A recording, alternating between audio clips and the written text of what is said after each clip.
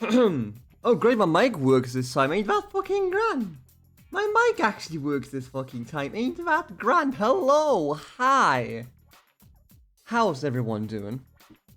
Hope y'all are doing well. We are back with the video games.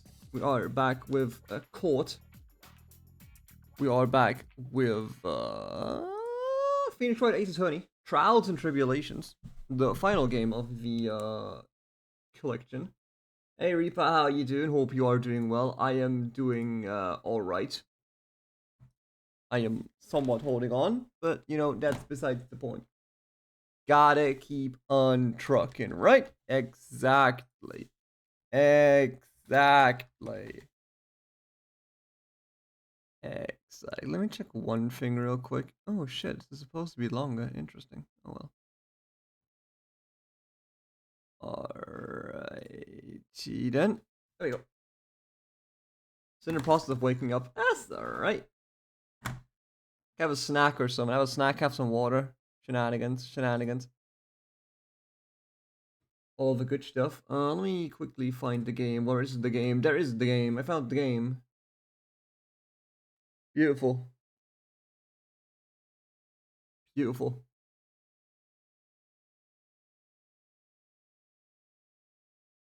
Let me just swiftly get this going. Ba-bing, ba-boom. Okay. Bit of this, bit of that, bit of audio. Bit of video.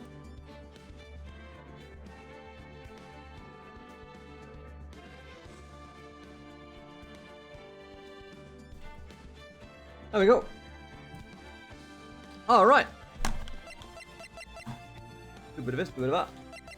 Audio seems alright. Yeah, I think it's good. I think we're good.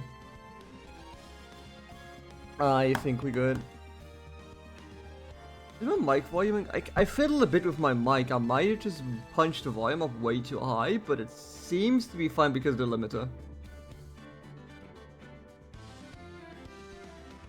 It seems to be fine because of the limiter. Okay, cool.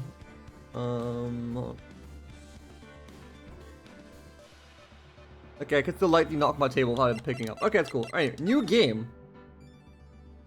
1, 2, 3. Trials and Tribulations. It is time, ladies and gentlemen. Almost.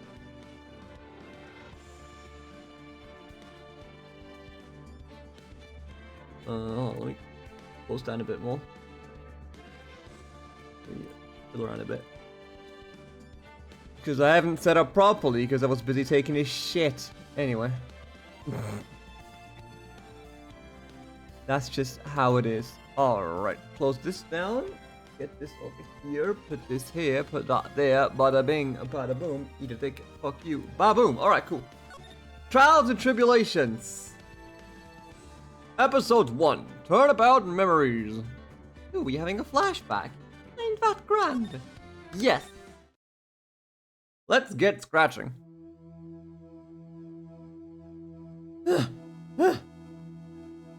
Gah! How did I get into this mess? Why? Why'd I do that? Gah! Royal God! Huh? That girl, you shouldn't see her anymore. Hey, it's none of your business. I'm telling you for your sake, if you continue to see her, it's going to be bad news. You're lying! Just listen to me. There's something you need to know about that girl. Then stop it! Don't talk about her like that! Royal God! Get a delicious drink, good start. Oh shit, Phoenix! Phoenix killed a man! It wasn't me! I didn't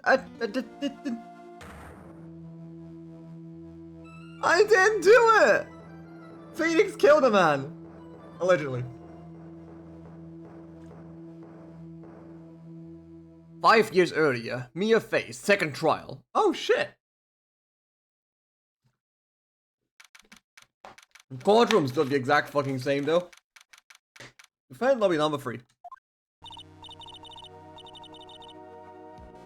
Phew, it's finally time. I'm kinda nervous. Oh, Mr. Grossberg, good morning. Oh, Mia, please calm yourself down. You're going to get yourself arrested for suspicious behavior, you know. What are you talking about? I'm relaxed, Mr. Grossberg. Look at me, I'm relaxed. Let go of my lapels.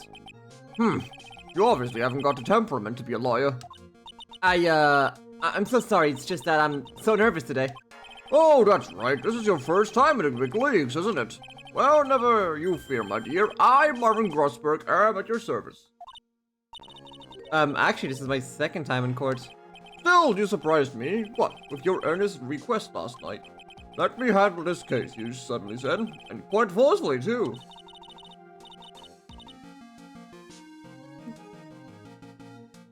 I just found out yesterday about the case, I mean. What? You've already learned all the relevant facts? Well, about that, you see, I mean, of course I have, I think. Attorney's badge. First last time, what was a year ago. Doug's autopsy, date and time of death. Okay, 3 p.m. Cause of death was a fatal electric shock. Marvin Grossberg, my superior. Phoenix Wright, my client. Third-year art student. He currently has a cold. Doug Swallow, the victim, was a fourth-year pharmacology student at Ivy University. Dahlia Hawthorne. Phoenix Wright's girlfriend dated the victim Doug Swallow up until 8 months ago. Oh! Huh.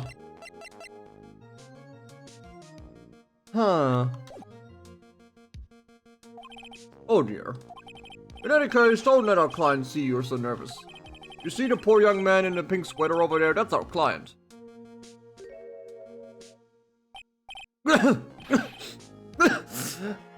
Good morning, there, everybody. Good morning. Try to keep smiling, Mia. I just wanted to say I'll give it all I've got. Yep, I'll be fine. No problem. Yeah. It's got the fucking T virus. Oh, what's wrong? Do you have a cold or something, Mr. Rye? Actually, it's Wright. Like the Flying Brothers. People screw it up all the time. And yes, I have a cold. That's what the mask is for. My doc says this way, I won't give it to anyone else. Be kind to others, he says. Right. Mr. Wright, you have nothing to fear in court today. If you are truly innocent, I promise I'll save you. Please let go of my shirt. That's right, he's the one on trial, not you. He's the one who should be nervous. You need to stay strong for your client, Mia. My name's Mia Fey. I'm still pretty new at this lawyer thing. The first time I appeared in court was a year ago. That trial traumatized me so badly I thought I'd never set foot in another courtroom. What the fuck? Von Karma? It's been 1 year since then, and well, here I am again. But this time I'm going to win. For my clients, and for myself.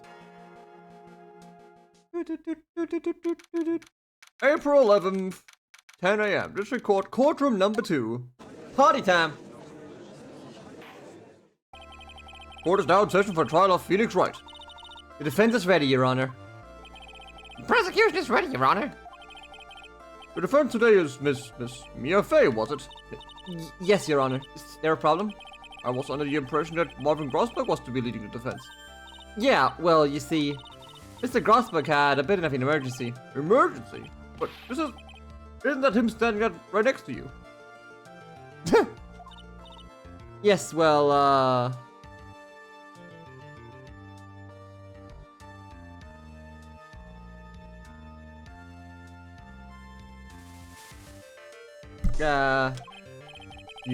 You're just a rookie. Are you sure you can really handle this? Sure. Don't let him scare you, Mia. Give him your toughest look. Ooh! Of course, Your Honor. Yeah, I think. Well, Mr. Payne, your opening statement, please. Well. Oh, he's still got a hair here. He's still got a hair though here.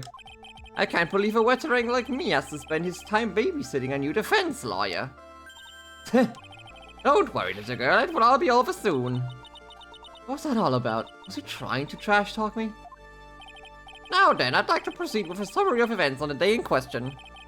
The incident occurred on the campus of Ivy University. The murder victim was a student named Doc Swallow. He was a 4th-year student studying pharmacology. It sounds like he was a very bright young man. Yes, well, next we have a photo taken at the scene of the crime. Oh, that's a power line. Students discovered the scene shortly after the murder. They found the victim's body. And the defendant, who had obviously bungled his getaway. They then called the police. That certainly makes the defendant look very suspicious indeed. Very well. The court accepts this photo to the court as evidence. Ah, shit.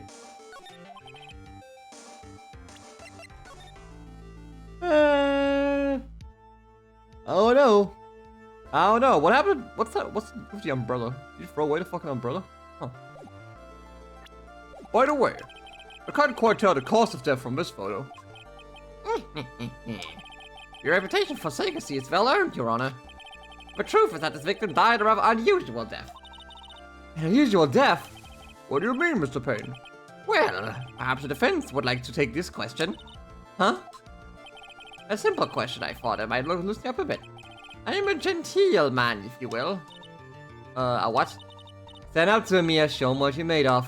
Oh, a perfect opportunity. Well, what was it? The cause. Go on. Please say you know at least this much. I'm sorry, I didn't get a chance to read through the whole file. My hemorrhoids are beginning to act. Grossberg? Grossberg? I'll see here. The details of the case are filed on the court record. But you knew that already, didn't you? Ah, the court record, right. I think I can see that by pressing tab, or I mean RB. Arby's. Wow. All the weapons we need can be found in the court record. Take a good, hard look at the data there and think carefully before you answer, my dear. Yes, sir. I'll do just that. Got to stay calm. I can't let that prosecutor get the better of me. Court record. Okay, let's take a look. I just press RB right here. No, then, would you attorney for the defense please answer the question?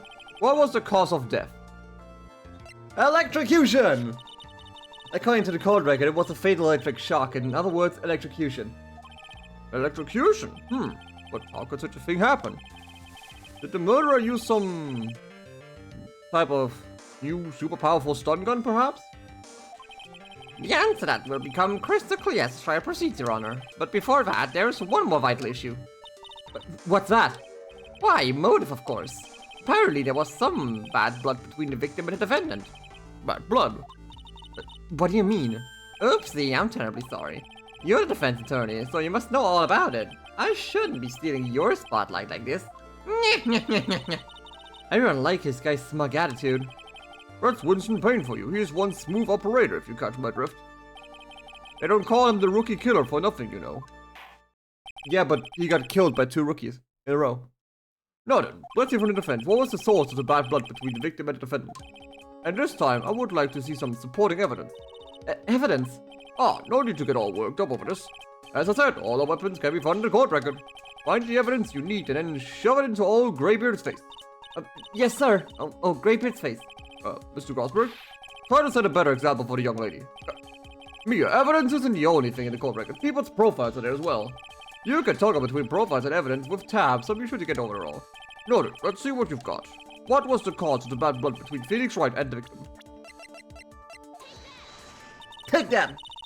The reason for the bad blood between the two of them was this woman here. It's all your half for it, is it?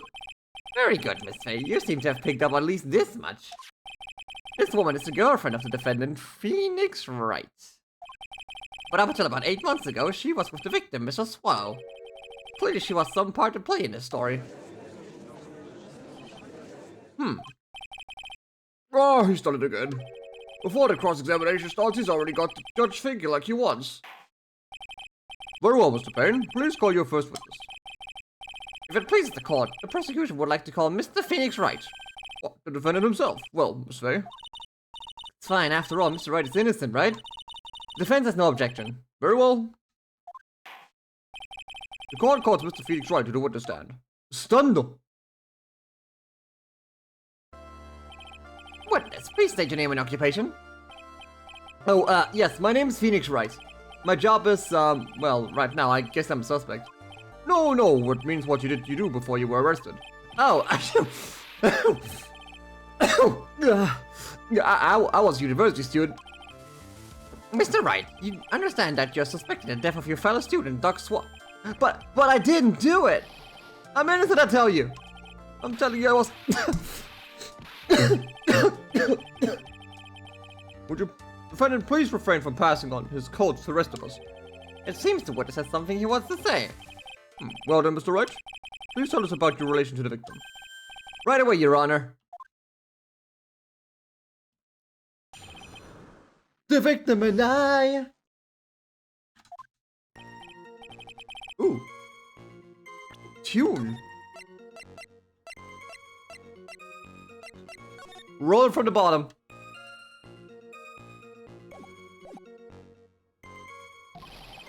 But I'm not a killer, all I did was find his body. I hardly knew the guy to begin with. I never even talked to that stuck-up British wannabe.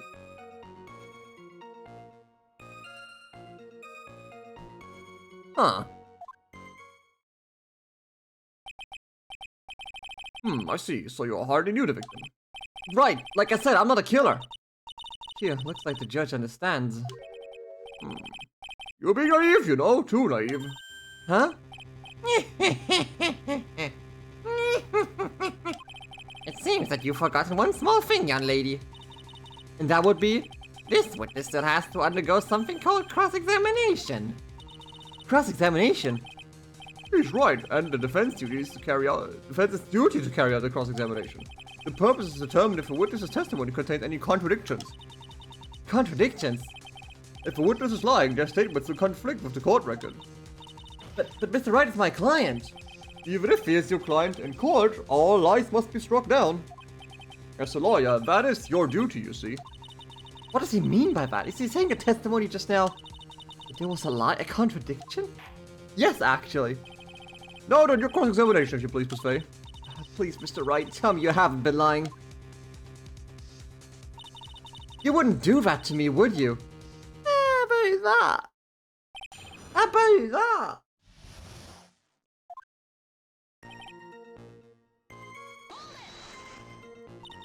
When you say there, you mean the place where the victim was murdered?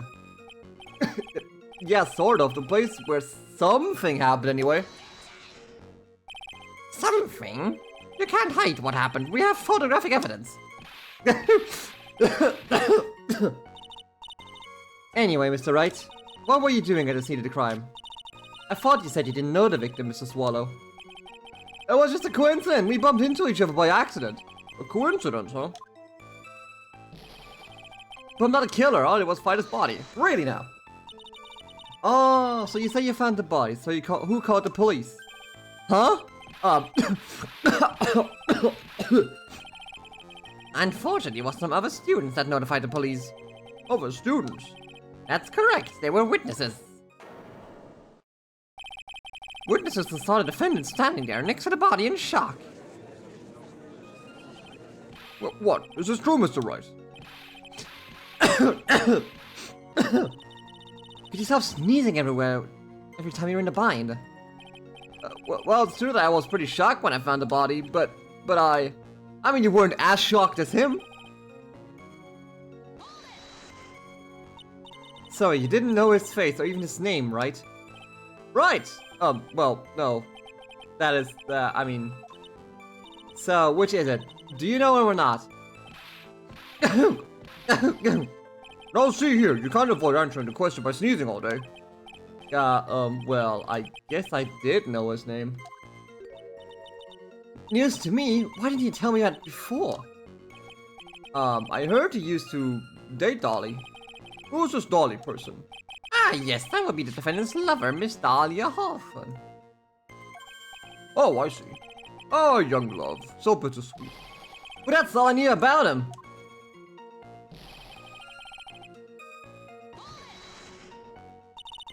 Mr. Wright, you stated the following in your testimony. I hardly knew the guy to begin with. That's right. I mean, why would I even... But that doesn't sound right. If you hardly knew him, then why would you say that the victim was a stuck-up British wannabe? Well, Mr. Wright? Ah, no, it wasn't me. I'm not a killer, I swear.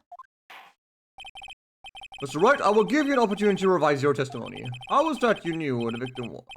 How was that you knew the victim was, as you put it, a British wannabe? Yes, well...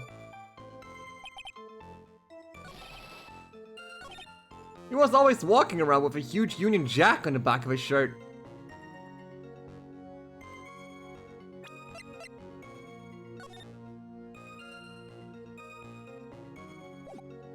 Really now? Did you see it at the crime scene, the Union Jack, I mean? Yeah, that's right. I saw it at the crime scene. That's why I figured he must love British stuff, see? It's true, cross my heart. I swear I didn't do it. It's acting fishier than the salmon I ate last night. May I ask you something, Miss Faye? Yes, Your Honor. What is it now? Who is this person anyway? This Union Jack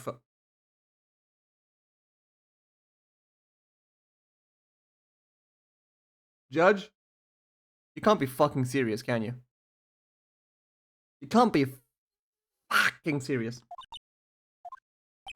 The Union Jack is the name of the United Kingdom's flag. Oh, I see. So you mean like the Stars and Stripes, right? As usual, Your Honor, your insight astounds me. Okay, something just occurred to me. Isn't there something strange about these pictures now? Mia, there's a contradiction here. Mr. Glassberg. Quickly now, show the boy you mean business. With evidence, I mean. Okay, Mia, check the court record carefully. Well, but do you think you can manage on from your own? I can handle myself. 1 year ago, I was in the courtroom just like this. I can do it. I can handle this myself. Oh, you mustn't try to bite off more than you can chew, Mia. I'll be fine. I know what I have to do. Remember, you can always press him to get more information. Oh, and one more thing. When you're going to state a contradiction, make sure you present some definitive proof. Okay, Mia, one more time from the very beginning of his testimony.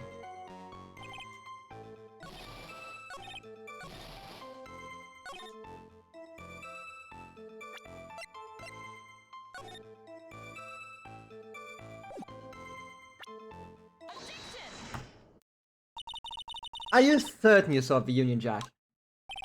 Yeah, I'm sure. It was right there in his back. Miss Faye, is there some point to prove this line of questioning? Your Honor, please take another look at the crime scene photo. As you can see, there's absolutely nothing on the victim's back. Hey, wait a minute! He's wearing a leather jacket! The Union Jack was on the back of the t-shirt he was wearing.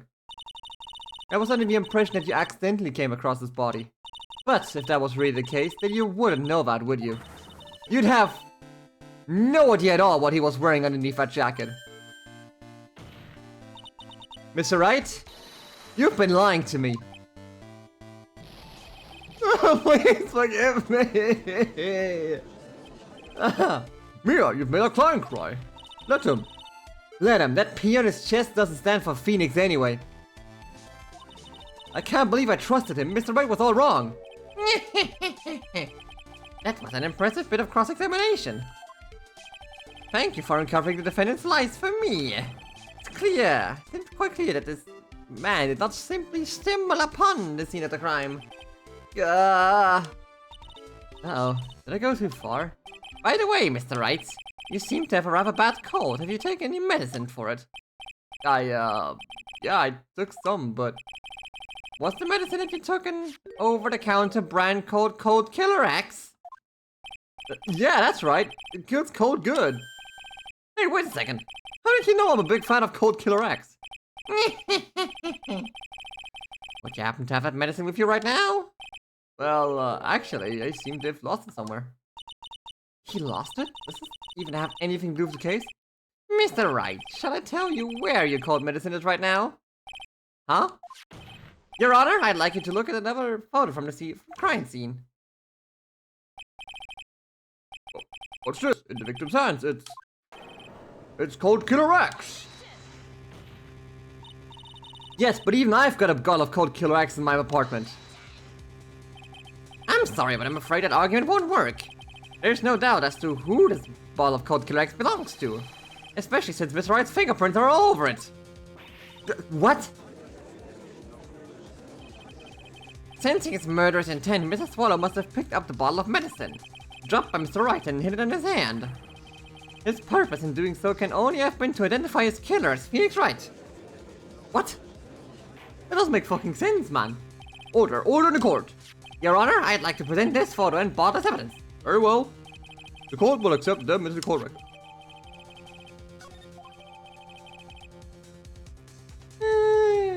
I don't know.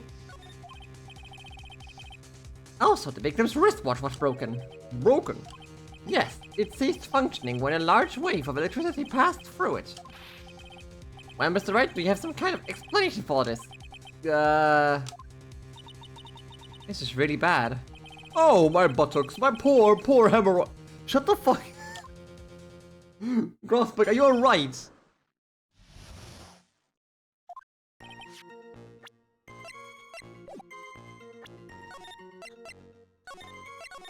Also, what I'm a bit confused about. The wristwatch was broken, but there. Actually, is there electricity in the wristwatch?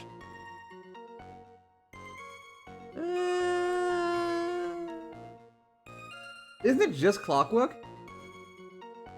Aren't wristwatches just clockwork? Well, yeah, actually, yeah, but something has to keep it going, right? Something has to keep it going, right? I'm not good with watches. I never had one. The truth is, I went because he called me. He was in the pharmacology department, so we agreed to meet at 2:45 behind the building. 2:45? Okay, that works. We talked for a bit, and then around 3 we split up. Then later, when I went back, I found him lying there. I've been taking cold Killer for the last 2 or 3 days, but I lost my bottle of it around lunchtime on the day of the accident. Mr. Wright, that's completely different from the testimony you gave previously. I'm sorry, Your Honor. I was afraid you wouldn't believe the truth. You'll forgive me if I say I hardly find your current testimony any more credible.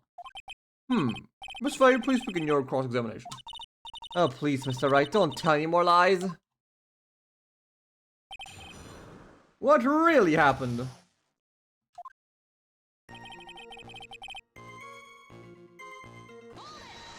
Hold it!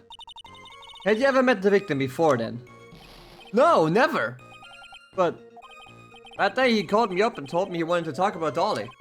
This Dolly person is my, kind of embarrassing. She's, my sweetheart. Oh, what was that for, Mia? Oh, I'm so sorry. I just felt like slapping something all of a sudden. Dolly Hoffman was also the lover of the murder victim, Doug Swallow, before she met Mr. Wright, that is. So it was one of those nasty love triangles, you see.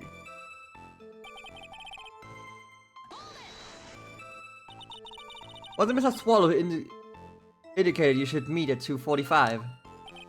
Yeah, and we were both there right on time. You said the victim was in the pharmacology department, correct? Yeah, he was studying how to manufacture and improve pharmaceuticals. Everyone called him the alchemist of Ivy University. An alchemist, I see. Full Metal Alchemist. And goddamn, it was a little suspicious. He had a whole laboratory and everything. It was filled with chemicals and strange machines that run on the high voltage electricity. Oh, how fascinating. He sounds like he was quite an ambitious young man. What do I do? Maybe I should ask him for more details? Yeah. I was wondering if you could tell us a bit more about the pharmacology department. Oh, okay, sure. I don't know all that much, though. A little bit earlier in your testimony, you said something interesting. You said the department uses strange machines that run on high voltage electricity. That's right, and they sure look dangerous. They use non-standard voltages, so there are high voltage cables everywhere.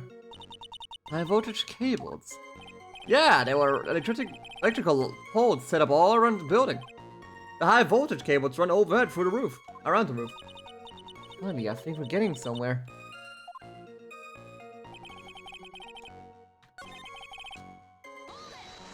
Hold on.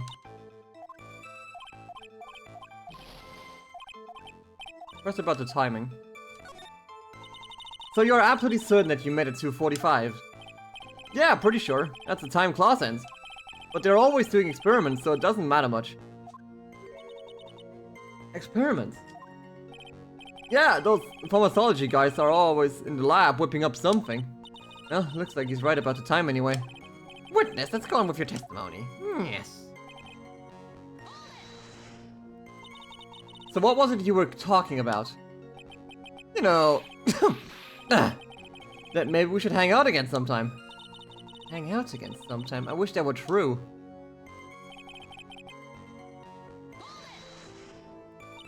So you say you went back?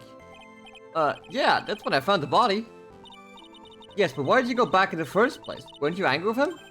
Well, that's right, I was. Then why, Mr. Wright? Why did you go back there?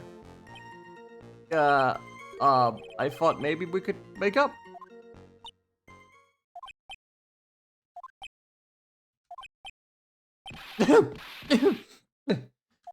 Judging by the atmosphere, I'm pretty sure no one is buying this.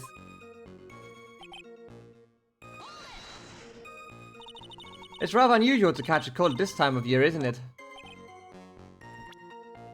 Hold on. Oh, I didn't have a photo of Phoenix standing there. Yeah, I always get a little careless when the weather starts to warm up. I guess I should sleep with the window open this early in spring, huh? I suppose common sense is not always common. So, did anyone else know that you were taking cold medicine? Well, I always took one after meals, so I'm pretty sure all my friends knew about it.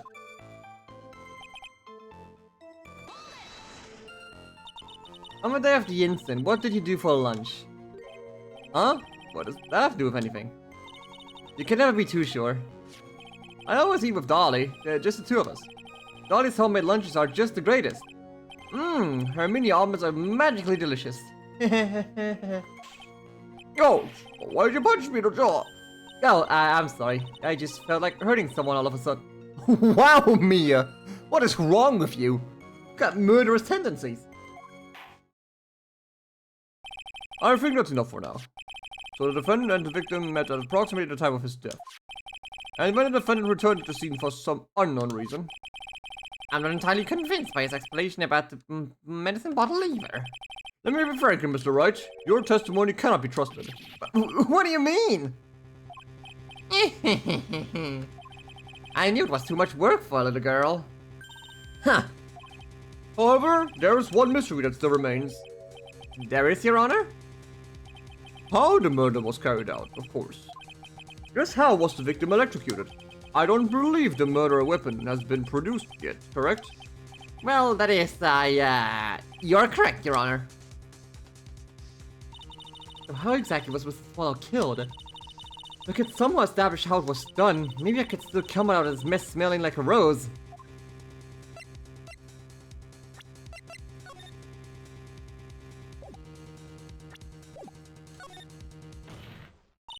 Your Honor? Yes, Miss Faye? I believe that if we were to piece together everything we've heard up until now, we should be able to solve the mystery of how Mr. Swallow died. That would be most impressive. Quite a brash statement coming from a rookie. But even a beginner like you must understand the basic rules of the court, yes? An attorney must be able to substantiate the arguments of evidence. Huh, of course I know that. Actually, I totally forgotten about that. Now then, Miss Faye, let me see what you've got. Show me how you believe the victim was electrocuted. As for the cause of death, I'd say this picture captures it pretty well. But what? But there's nothing that even resembles a murder weapon here. I'm afraid the defense is going to have to explain this in a bit more detail. Miss Faye, where exactly in this photo is the murder weapon? Beep-doop. Well, naturally, it's right here. That's... What is that? A severed electrical cable, I believe, Your Honor. Remember the testimony we've heard. The machines the pharmacology students use in their experiments require high voltage, and because of that, there are special high voltage cables strung up everywhere. So then, the high voltage cable? Yes, the high voltage cable is the cause of death. That is the most likely explanation. That certainly sounds plausible. Well, Mr. Payne, what do you have to say about this? Well, I believe some praise is in order. Don't toy with me, old man. now, the victim's cause of death may indeed have been a high-voltage cable. However, I want you to think about what that really implies. The only one who had the opportunity to use the cable was the weapon was... the defendant. No, he couldn't have climbed up to the fucking... Huh? Yeah. That much is certainly true. What? Yes, and that's not all. We have proof. Irrefutable proof that will establish that Mr. Wright was the murderer. You do? Well, what is it? His fingerprints. Fingerprints? You mean that the defendant's fingerprints were on something besides the medicine bottle? Let's take a look at the crime scene photo. As you can see, the victim is wearing a leather jacket. As you may know, leather holds fingerprints quite well. You mean... Yes, it was quite clearly imprinted on the chest area of the victim's jacket. A palm print of the defendant's very own hand. What? I can only think of one way Mr. Phoenix Wright could have left a print like that. Intent on murder, he squarely pushed the victim towards the severed electrical cable. Not really. You wouldn't, like, reasonable people wouldn't meet right next to a fucking severed electrical cable. In other news, a university wouldn't just randomly leave out a severed electricity cable. Especially a fucking high-powered one.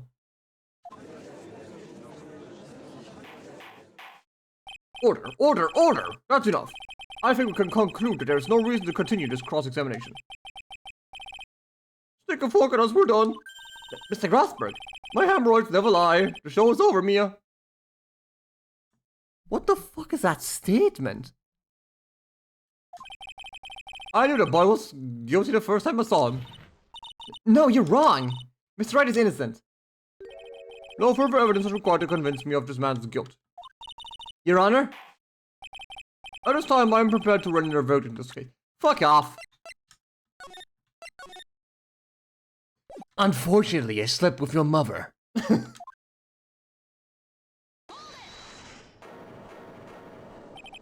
We have something further to add, Miss Faye. Is this what you want, Mr. Wright? You still haven't told us the truth, the whole truth. If you don't say something now, the judge is going to hand down his verdict. But I can't. I just can't say it. If I told you what really happened, then I'd be... It's okay, Mr. Wright. I'm your attorney. You can trust me. But, Miss Faye? No matter what it is you have to say, I believe in you and I'll represent you to the very end.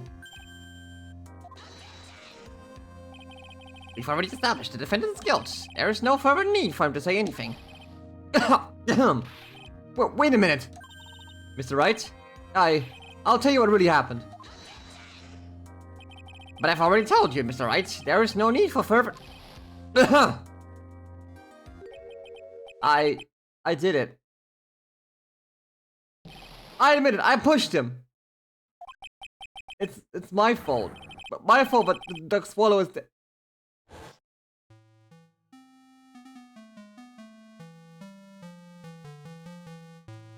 That girl, you shouldn't see her anymore. Hey, it's none of your business. I'm telling you, for your sake, if you continue to see her, it's going to be bad news. You're lying. Just listen to me. There's something you need to know about that girl. Stop it! Don't talk about her like that. Pow!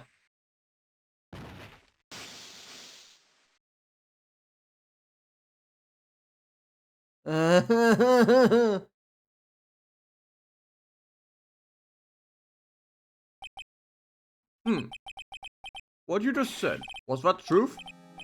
Yes, I was afraid that if I told the truth, anyone would think I was the murderer for sure. Well, as things currently stand, we're all absolutely convinced you are. But please give me one more chance to explain. This time I swear I'll tell the whole truth. I'll be okay. It'll be okay. Miss Faye? I believe in you. Oh, thank you. I can't believe it. He really did push the victim. Oh, it feels like my hemorrhoids are doing the Harlem shit. The what?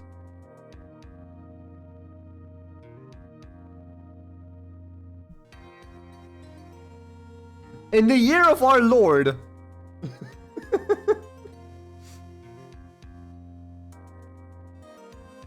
In the year of our Lord Sparta,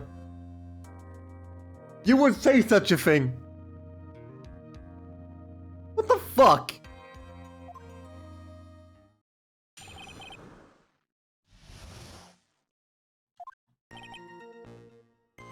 That guy, he was talking bad about Dolly. Pow! I lost my temper and gave him a shove. At that moment, I heard some kind of loud noise. And a little while after I left, I started to get worried. So I went back, but he was just lying there dead. Well, the explanation is really quite simple. When you pushed him, Mr. Swallow flew back and touched an electrical cable. He died from the shock, and that, as they say, is that. A simple explanation indeed. At the time of the incident, a little rain had been falling. Wet from the rain, the victim was more easily electrocuted. But when I pushed him, there weren't any electrical cables nearby. There had been something like that. Even I would have noticed it. That's true. Even a doofus like him would miss that. Miss Faye, let me warn you right now that if your cross-examination doesn't yield any new facts, I intend to deliver my verdict without further delay. Are we clear on that? Yes, Your Honor. Don't give up, Mia. He is innocent. There must be some kind of evidence somewhere that will prove it.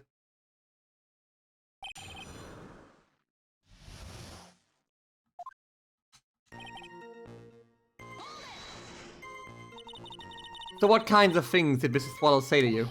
He said all sorts of terrible things about Dolly. He said that she was a bad girl. The stacking sound. Oh, is that all? Yep. Well, Miss Faye, you heard him yourself. Oh boy, you're not doing yourself any favors here, Mr. Wright. Please don't make this harder for me than it already is. Anyway, after he said that, I just...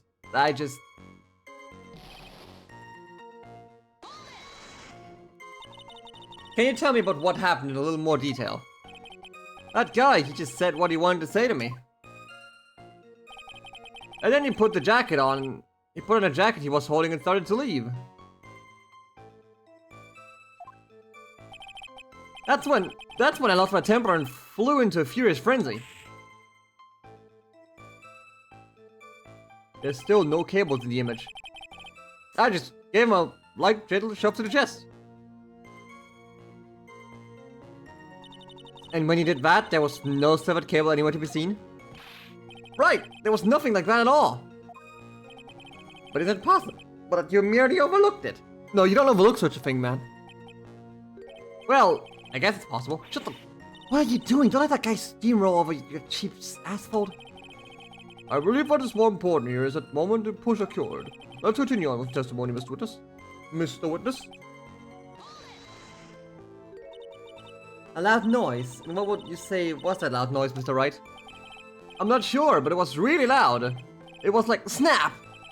You know, come to think of it, I wonder what was that? What it was.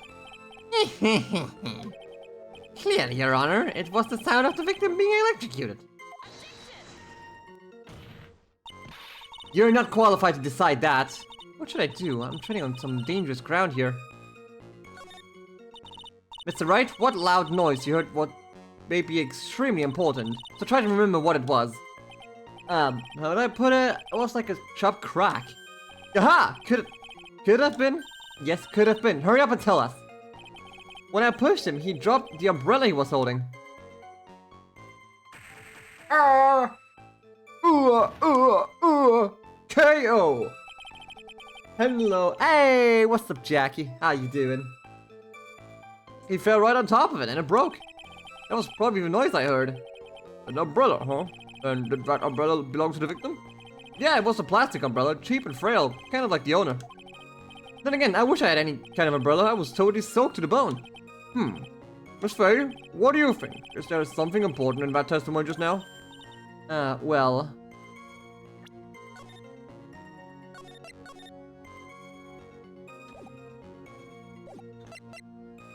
You're alright, that's glad to hear.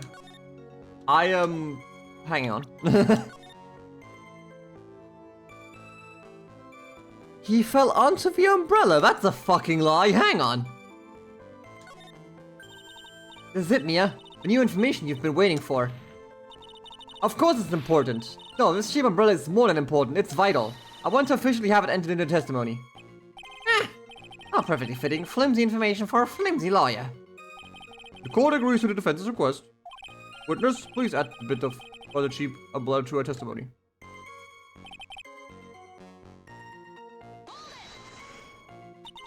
So Mr. Swallow fell on top of his umbrella, and you are certain of this? Yeah, it was right there under him. Actually, if it hadn't been under him, I was planning on borrowing it for myself. The umbrella, you mean?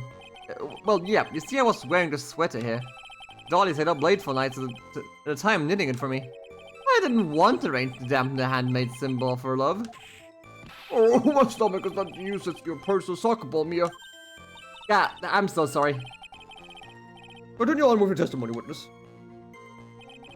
A little while after I left, I started to get worried. After you shoved the victim, did you leave the scene right away? Yeah, I did. I admit it, I was furious. You left even without checking Mr. Swallow's condition. Well, yeah. But like I said, I got worried about him later.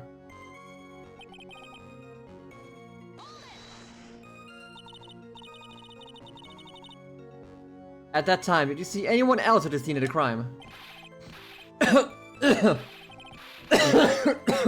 Nope. Nobody. Jeez, could that stupid cough possibly start any phonier? In that case, it's very hard to believe someone else could have been the murderer. As we can find something that shows innocent from testimony, my dear, I'm afraid the judge will have to find a decision with no remorse whatsoever. Turn up with some contradictions. I got run right here, motherfucker. Why didn't you testify about the umbrella from the very beginning? Come on, if I hadn't mentioned that. Bad cough. Yo, what's up, Chris?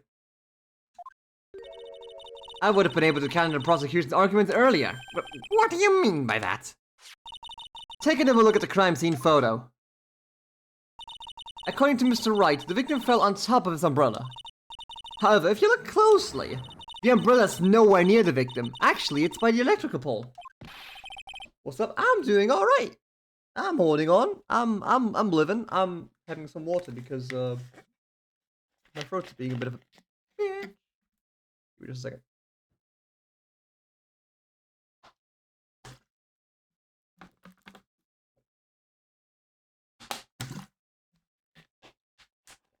Ah.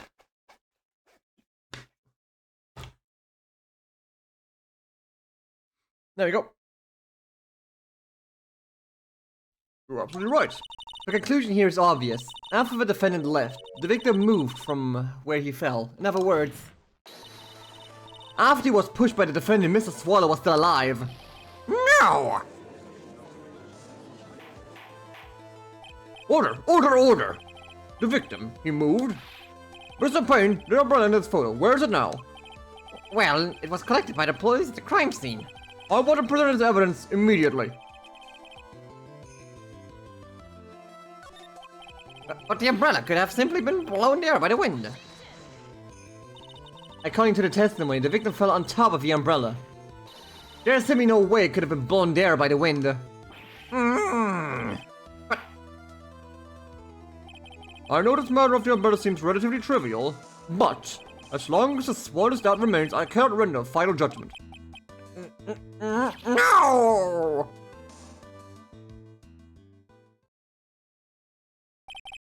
I must say I still find it hard to believe that a huge hole has been blown in the prosecution's case by the defendant's testimony. Okay. On top of his umbrella. He wasn't allowed to shout when this happened. Well done, Mia.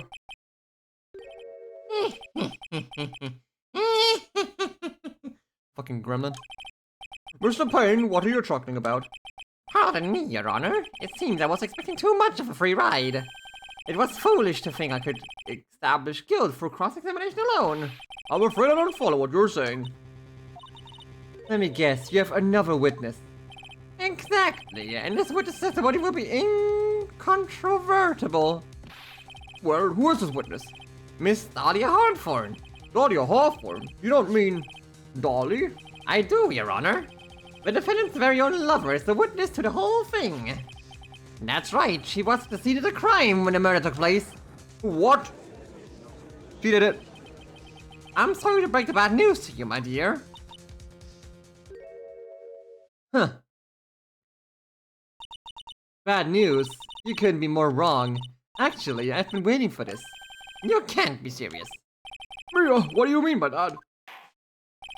I think this is a good point for us to stop at. Court will end into a 20-minute recess. Afterwards, we will listen to the testimony of Miss Dahlia Hawthorne. Make a real-time stream and just actually, like, wait 20 minutes now. And actually just sit here for 20 minutes.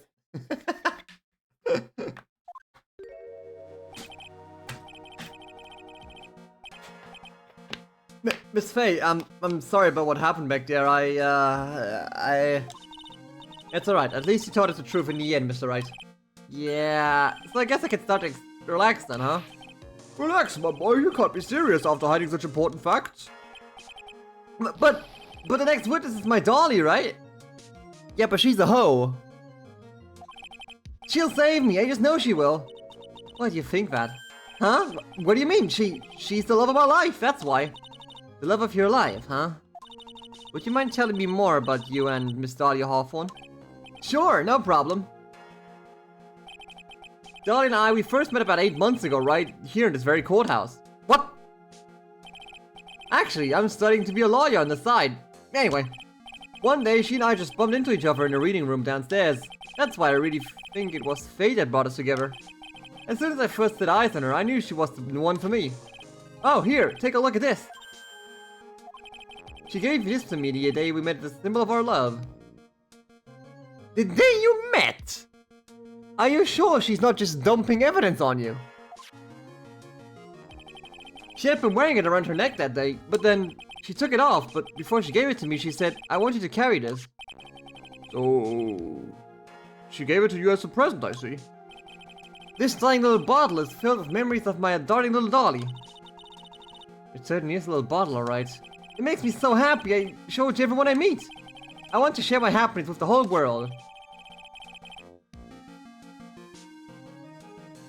Really now? Huh. Anyway. So after that, you and Miss Hawthorne started dating. Yeah, but she's so shy. Every time I see her, she always says the same thing to me. Please give it back now. What a strange girl asking for a present back like that. By the way, Mr. Wright, the day you first met Dahlia Hawthorne 8 months ago, it wouldn't happen to have been on August 27th, would it? Huh? Yeah, it was. But how do you know? This happened on August 27th, right here in this courthouse. What's this, a newspaper clipping? Let's see, murder in the court... murder? What are you reading there? Let me see that. Oh, I see. Mia, I think I understand what you're trying to say. Is this Phoenix before I became a lawyer? Yes, this is 5 years before the actual games, I think. It said in the beginning. And I think I understand why you suddenly took such a keen interest in this case. You believe there's some connection between these two cases, am I correct? Oh no, is this another DL6 type deal? Let me read it! Real information is being disclosed this time since the victim of yesterday's incident in this record is said to have been a lawyer. Police are questioning the 19-year-old female college student who was sitting with the victim.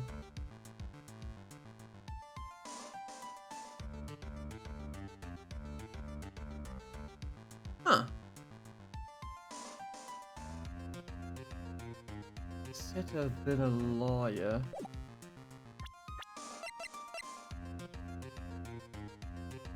"8 months ago?" Yeah, this fits. This fits.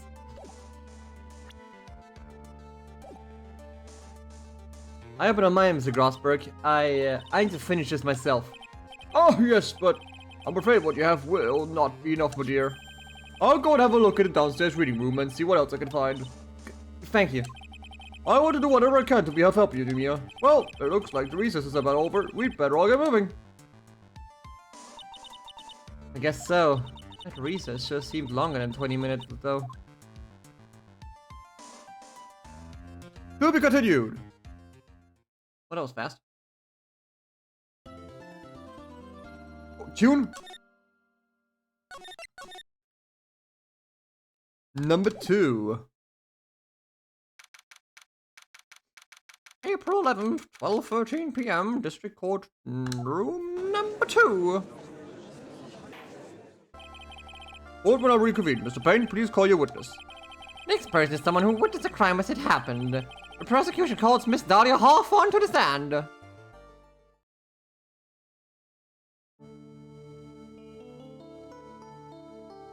Yeah, she's a hoe. What's with the stiff silence? In my long career as a judge, I have been deceived by many witnesses. It's my job to doubt. Take no one at their word. Good fucking one, man. But in your case, I must admit that you radiate a glow of complete sincerity. Yeah, she's psycho. I can't believe you actually said that. Even this motherfucker's sweating. Oh, now then, witness, could you please state your full name? Don't worry, sweetie, there's... Judge? How have you never been fired? How have you not been fired so far? If anyone says anything rude, you can be sure I'll cut them down right to size. I will bash them with my gavel. I love how they look straight at me when they say that. Thank you for calming my nerves. You're all so nice. I almost feel right at home. Not at all. It was nothing. If we may move on now, what is your full name and occupation? My name is Dahlia Hawthorne. I'm a junior in literature at Ivy University. I just want to say, it's an honor for me to be here in your noble presence. Shut the fu- The honor's all mine. No, the honor's all mine. Oh, we know whose milkshake brings all the boys to the yard. Damn right, it's better than yours. Sir? Is that something I can help you with? You must go and say whatever is on your mind. I'm sure there must be some kind of mistake. Feeny wouldn't kill anyone. I just know it. Oh, well, thanks. Jeez, okay, cool. Oh, we won. Yes. I can see why you'd say that. She's going to be a tough witness, alright. It only took her 12 seconds to wrap them all around her little finger. Now then, please proceed with your testimony.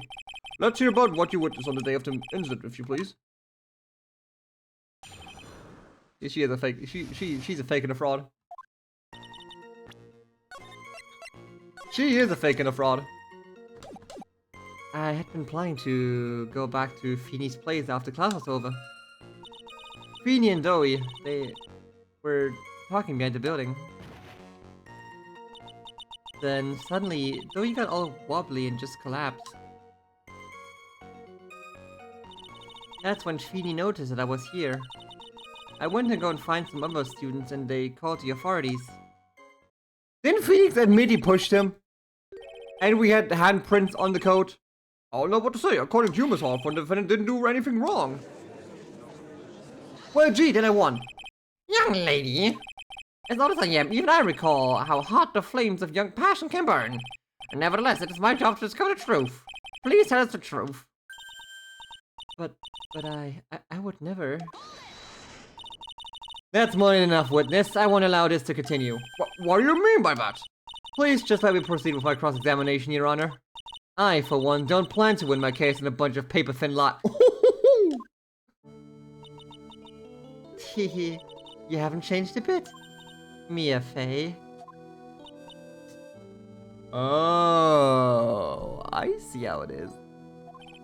What's this? So you two are acquainted? Yes, we've met before. Once.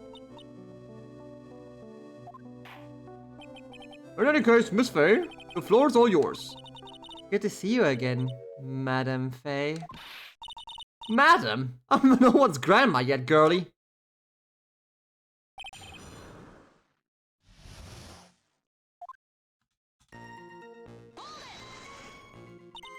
Now, unless I'm mistaken, Mr. Wright is in the art department. If that's the case, then what were you doing by the pharmacology building? Well, I'm in the literature department. I'm studying Japanese synergy poetry. Oh, how wonderful. It's that humorous yet satirical style of haiku, yes? Nothing left to do. When a man reaches this age, sleep is his best friend. That's death! supposed to be poetry? Sounds more like a midlife crisis. For me to get to the art department, I have to walk through that back area. Oh, yes, I see. That makes sense. When I want to enter the courthouse, I always walk through the front doors. How else would you enter? The teleportation? They were talking to me at the book. So who is this doughy person? Oh, I'm sorry. Duck Swallow. We were dating until about 8 months ago. Someone with doughy... Mr. Swallow and Mr. Red talking about anyway. How can you be so mean? I would never eavesdrop. I wasn't raised to be so rude and unrefined. That's right, Miss Faye. Don't drag the witness down to your level. Shut the fuck. Why am I being demonized here? Please go on. What do you see next? That's important!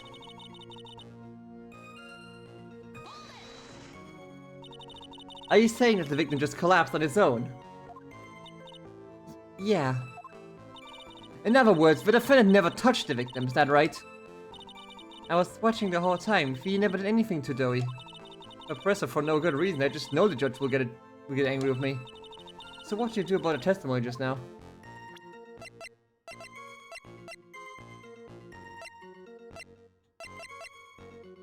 Do I have anything that proves he pushed him? Do I have anything to prove he pushed him?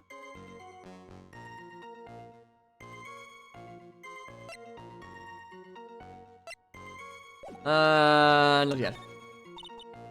I've got to say it works in our favor for now. I'll hold on looking into any deeper until it's necessary. Very well, then, Ellie. Please go for testimony. And what did Mr. Wright say when he saw you? I'm sorry, I was so flustered that I really don't remember. Please forgive me. You don't remember? I just suddenly turned to Phoenix again. Well, that's common enough. Sometimes I can't recall a sentence I passed only minutes prior. Yeah, that's usual with you, sir. Please, anyone stop him before he gets hurt by me. Mia really is murderous, holy shit. No wonder she was accused of murder.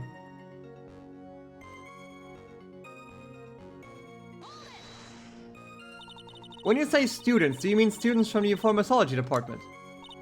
Yes, they're all very fond of their drugs. Please try to stay on topic.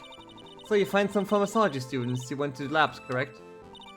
That's what I was planning to do, but in the end, I wound up not going.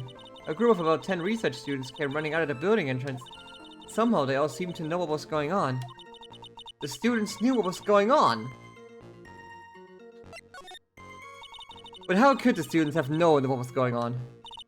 Well, I don't know for sure that they knew what had happened.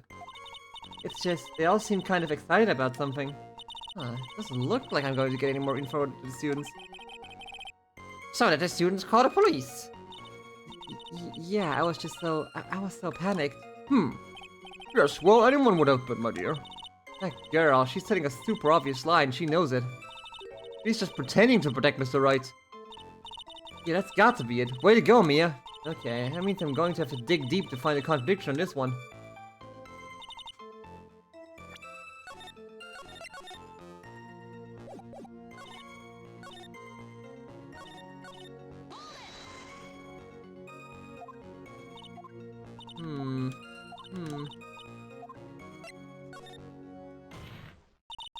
Feeble lies are not very becoming, Mr. Hawthorne, so let's drop them, shall we?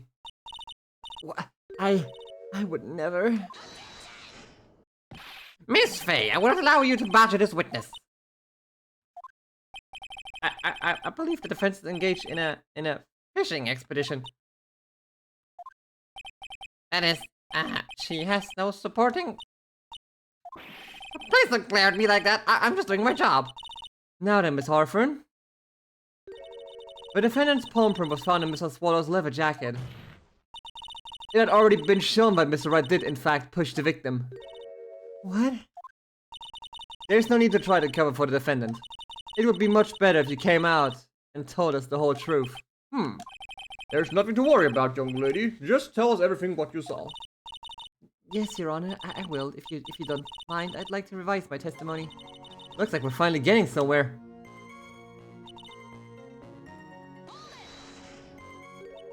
You didn't see it? Well, I saw the moment when Doe fell to the ground. And at that time, there was only the two of them at the scene. The defendant Phoenix Wright and the victim, Doc Swallow. Yes, that's right.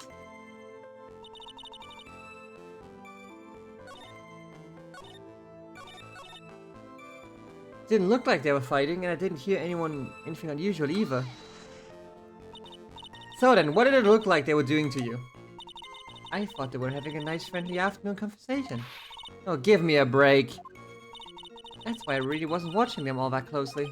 Did you notice anything out of the ordinary at all? No, nothing at all, Mr. Judge. Oh, I like the sound of that, Mr. Judge. Now then, please proceed with your testimony.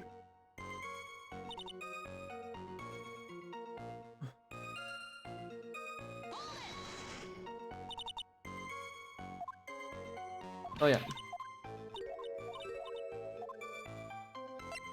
Now we already got that.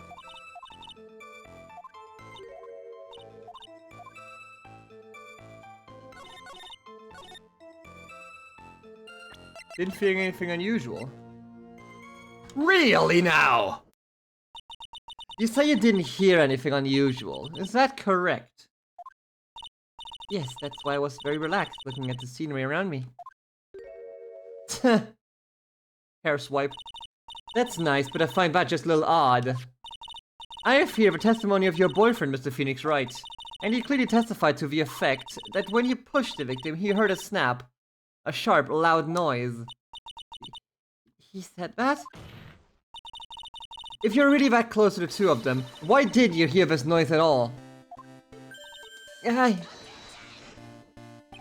Well, maybe the noise just wasn't all that memorable. But according to Mr. Wright's testimony, it was a sharp noise like a snap. There's no way a noise like that could fail to make an impression. Yeah. May I have a moment to answer? But by all means. I know the reason why I didn't hear the noise. You were drunk as fuck. You see, the truth is, I had my headphones on and I was listening to music at the time.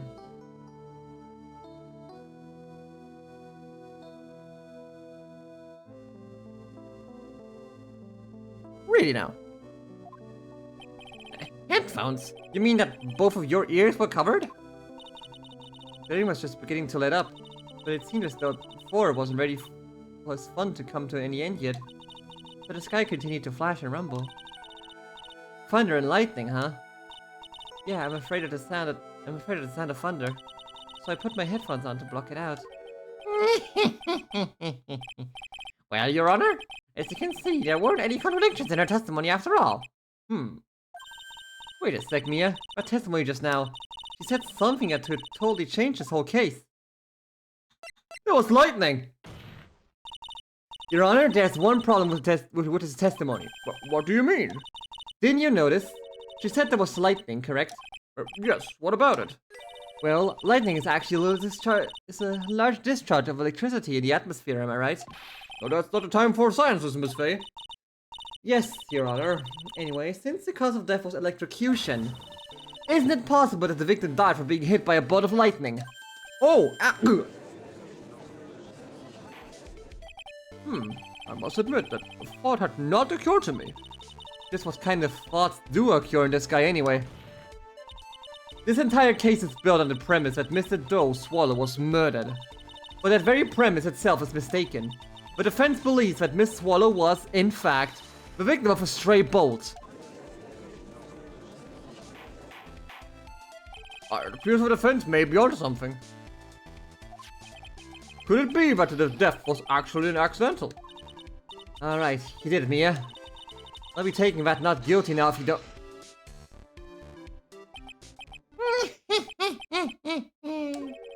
I'm hurt that you made such a low opinion of me, Miss Faye. Huh?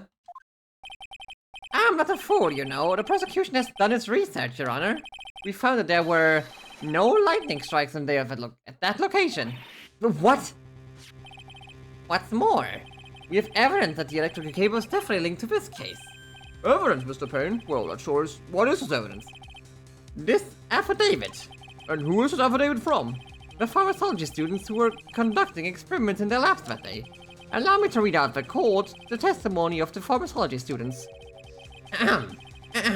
All equipment in the labs lost power all of a sudden at around 3 p.m. that day. Was it a blackout? All of the lab's equipment runs on high voltage, Your Honor. So you're saying the equipment lost power because... Precisely, they lost power because of the severed electrical cable. The power outage occurred at approximately 3 p.m. Which fits with the time of death listed in the autopsy report. Exactly. In other words, the victim died as a result of touching the severed electrical cable. I can't talk anymore. According to the students, the cables were very old. They were planning on having them replaced in the near future. I see. Apparently the cables had become so brittle that even the smallest bump could have caused them to break.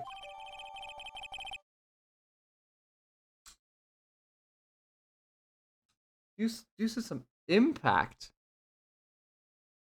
Huh. However, there's one thing that troubles me. If the cable could have been broken by a small bump, then it wouldn't have snapped if it hadn't been bumped into, correct? Well, I suppose you could say that. Miss Faye, do you have any thoughts regarding the cause of this severed cable? I don't know. Murder. Your Honor? I don't like how this is looking on one bit. I have to come up with something to try to regain some momentum. But please, the court, the defense would like to state its opinion. Well then, let's hear it. Who or what was it that caused the cable to break?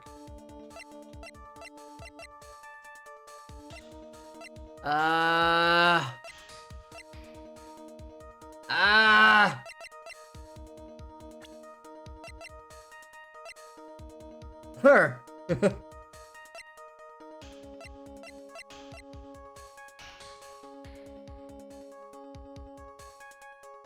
I mean, then it wouldn't have been explicit murder. Then it wouldn't have been explicit murder, right? Yeah, something like that. Something like that wouldn't be explicit. Nothing else here would have caused it.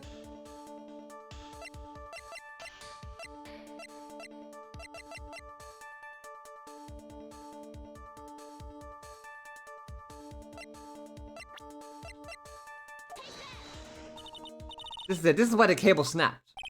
Well, Your Honor. Fuck, I believe that the only thing that has snapped is the mind of the defense.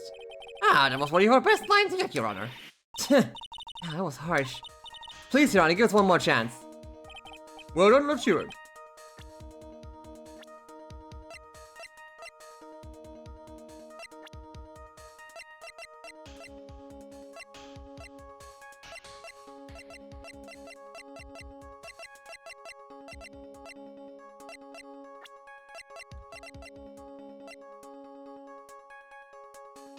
Is it him?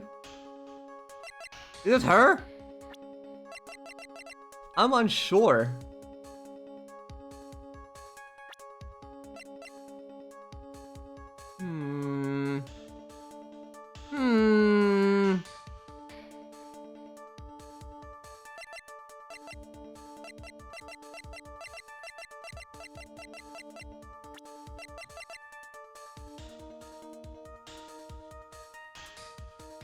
I mean, it could have been the umbrella, but I see no reason why.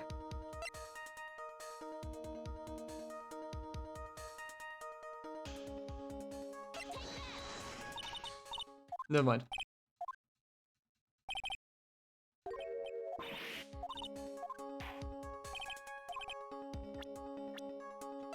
What has to have been him then? Okay. Then it was him. Then I just fucked up.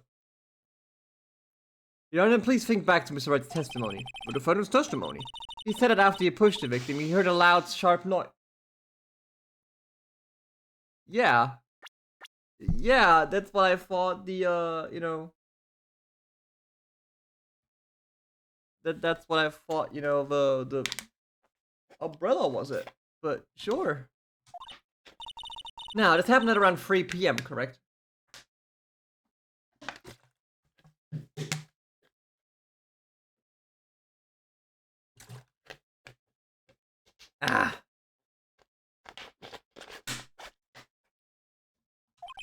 Yes, that sounds right. Wait, are you saying that? Well, that becoming lost power at around 2:55, which fits right in Mr. Wright's timeline. In other words, it was Mr. Wright's shove that caused the power outage.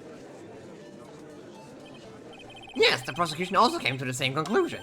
And it was that very shove that caused Mr. Swallow to be electrocuted. I'm afraid I can't agree with you there, Mr. Payne. What's that supposed to mean? Take a good look at where the victim landed after being shoved. See the umbrella? It's by the electrical pole. That's right, the victim banked into that pole as a result of being pushed. It was that impact that caused the cable to break. Well, that makes sense. And then the victim was electrocuted. Huh. Not quite. I'm sorry, Your Honor, but no, it doesn't make sense at all. If the victim was shoved into the far pole, then he couldn't have been electrocuted by this severed cable in the foreground here. Nyah! In other words, someone other than my client must have electrocuted the victim. Order in the court. Ah, the lamentations of my enemy, how I've longed to hear them. It's true, the defense is absolutely correct. There doesn't seem to be any way the defense could have done it. Mr. Judge, shut the fuck! May I say something? Madame Attorney's explanation. She said some things that are a little different than I remember them. Well, yeah, but you seem to be misremembering things all the fucking time, don't you? What the? Please, just once more. May I please testify one last time? Please, Mr. Judge? Of course it's alright. Just go right ahead and give your new testimony. This is it. She's finally starting to show her true colors.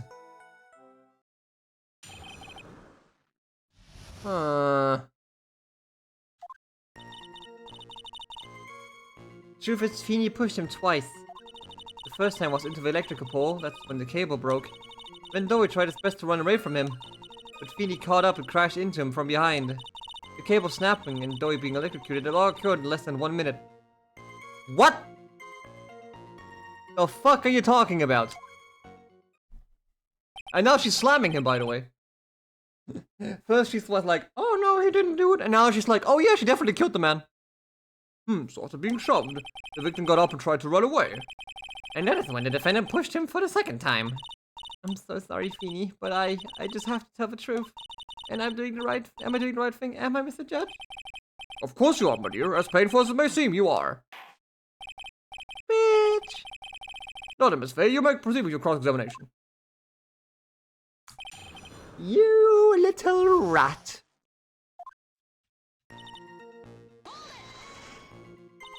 Miss Harford, previously in your testimony you said the following. Actually, I didn't see the moment you pushed Dowie. No, I'm sorry. I wanted to protect Feeney.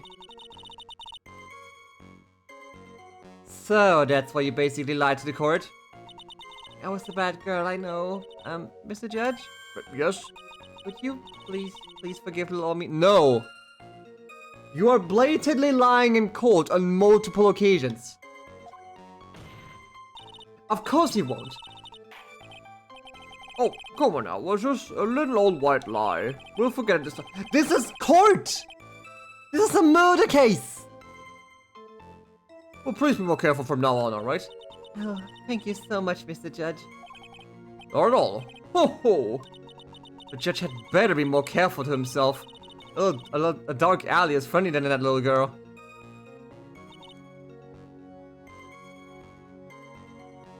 Hey, got an achievement. You're saying you actually saw the victim get pushed into the electrical pole. I know he doesn't look it, but Feeney can be a bit of an imp when he wants to be. Oh, really? But I never imagined that he would cause an electrical cable to break. He really is scary when he gets mad. Yes, he sounds like a very dangerous individual indeed. What?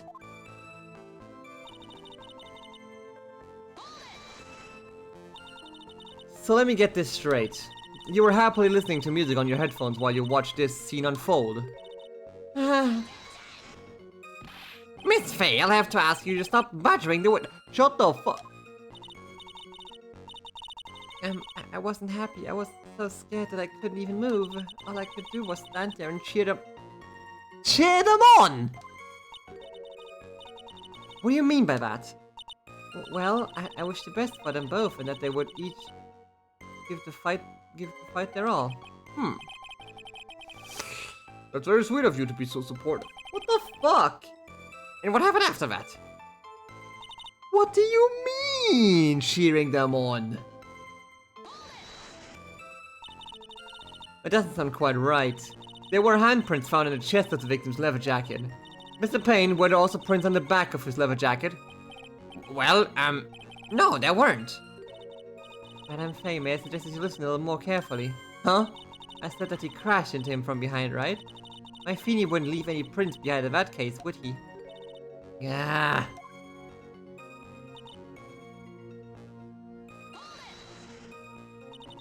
Did you actually witness the moment the victim was electrocuted?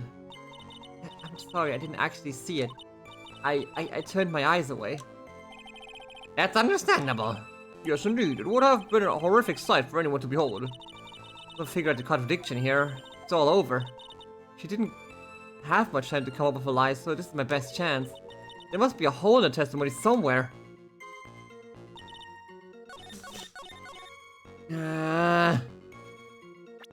Less than a minute.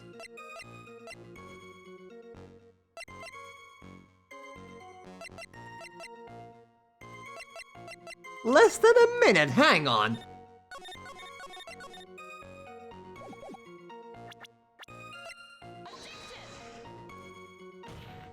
Oh, for fuck's sake! Your Honor, what do you think of this statement? I don't see any problem with it. What do you mean?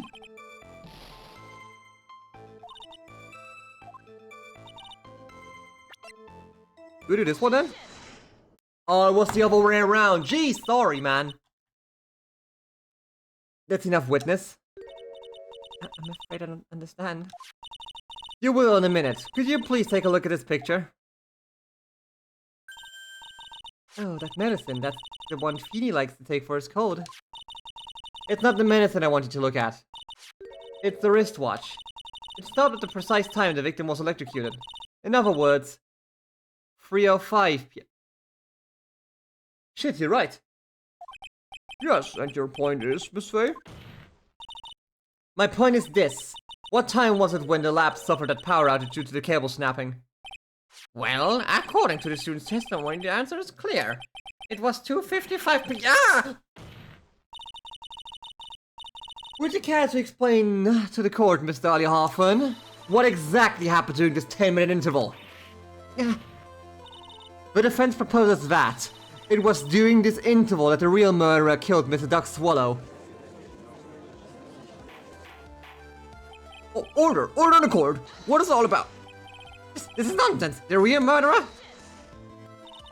Even you can't deny that the time between the cable breaking and the electrocution are completely unaccounted for. Then who was it? Who else are you saying could have done it? There's only one person who could have murdered Mr. Swallow. Only after my client had left the scene was there a window of opportunity for the real killer. Miss Faye? Is the defense ready to indict someone as his real killer? It's finally time. This is the moment I've been waiting for. Yes, Your Honor, we are ready. Very well. But remember, if you accuse the wrong person, you will be penalized. Think very carefully before you speak, Miss Faye. Now then, Miss Faye, let's have it. Who is the real killer? It could only have been you, Dahlia-Hoffen. How can you? Your defense is grasping at straws. 10 minutes passed between the time the cable broke and the time of the electrocution. What exactly were you doing the whole time, Miss Hoffen? Were you really listening to some music while cheering the both on, as they fought? I find it hard to believe that you lift a finger to stop the men dearest to you. Order! Miss Faye! What is it you say? Miss Hoffen, I believe you did witness the two men fighting on that day. However, after Mr. Wright pushed the victim and subsequently left the scene, it was you who pushed Mr. Swallow to his death by your own hands. can you say something like that, Madam Faye? I didn't do anything. Miss Faye, this is a very serious charge you are. Whoa! Your Honor? Please, I have something to say. You! What is it? Please. Please strike everything the defense said just now from the record. What the? Are you daft? You're totally wrong, Miss Faye. Dolly, she couldn't do something like that. For fuck's sake, Phoenix, get the fuck out of my courtroom. Mr. Wright, get back in your seat. Bailiff, grab that man. Ah! Yeah. Leave my Dolly alone. That boy, he's got himself way over his head. Oh, Mr. Grossberg, you're back. It seems I've arrived just in the nick of time. I found a police report on that incident in your newspaper clipping. Hell yeah! Hit me. Paul's Cafeteria. Diego Armando. Occupation lawyer. Suspect Dahlia Hoffman. Curious. Now go ahead, tell me. Armando ingested poison while interviewing the suspect regarding another case. Traces of poison were found in the victim's coffee cup. No poison was found in the vicinity or on the suspect's person. It is unclear how the poison entered the victim's coffee cup. Really now? Unclear how it got in there. Unclear how it got in there. That's a bit odd, isn't it? That's a teeny bit odd, isn't it? Yeah, yeah. You know, can't find the poison bottle, eh?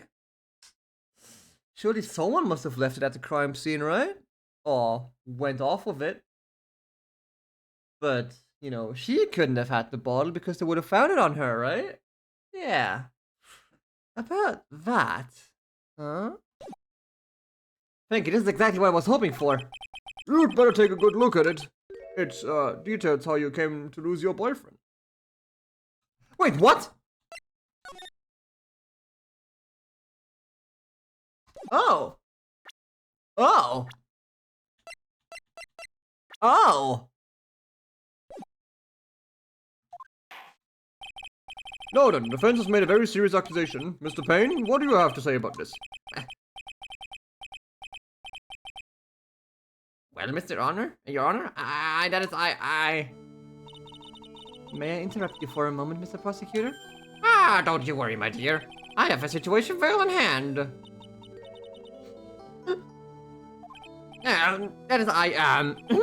Go right ahead. Madam Faye, are you seriously accusing me of killing my sweet Zoe? Yes, I am.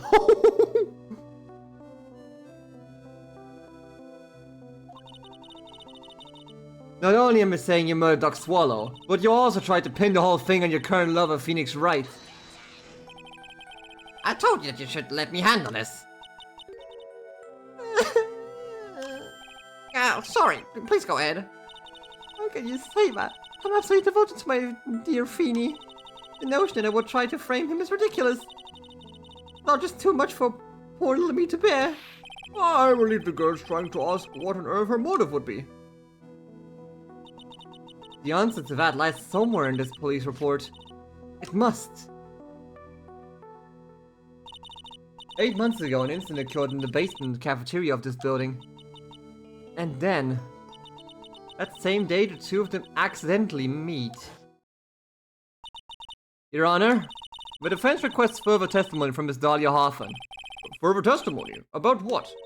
About the events of the day when she first met the defendant, Mr. Phoenix Wright. What would that possibly do with this case? The witness claims that she has no reason to frame the defendant, am I correct? Well, I have evidence that suggests that she, in fact, does have a very good reason. Very well then, the court grants the defense request. Young lady, would you mind staying on for a little bit longer? Of course not, Mr. Judge. Get ready for the battle of your life, Dahlia Hoffman.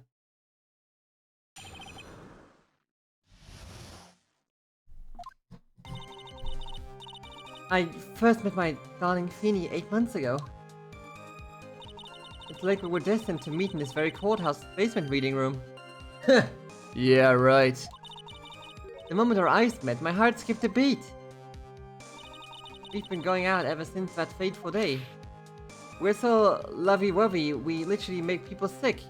It's just jealousy, Oh, sorry, it's Phoenix. Where's the lovey-dovey? We literally make people sick. It's just jealousy, I think. Mr. Wright, do that again. I will be held in contempt of court. And now we enter the final act of a little drama. As we used to say in the days of my youth, go get her. Go get him. How I met your Feeny.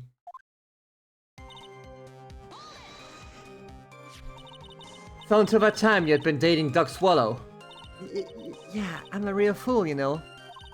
Letting my emotions change so quickly, I'm ashamed of myself. No, not at all. That is cheating, Your Honor. Look at me, I'm an infamous for cheating my mom. Yeah, we know. My critics have even taken to calling me Judge Fickle. Ho ho ho, you are. Maybe you should look to a different line of work. Despite that, however, he always hands down the correct verdict. That's why some people also call him the Great Judge.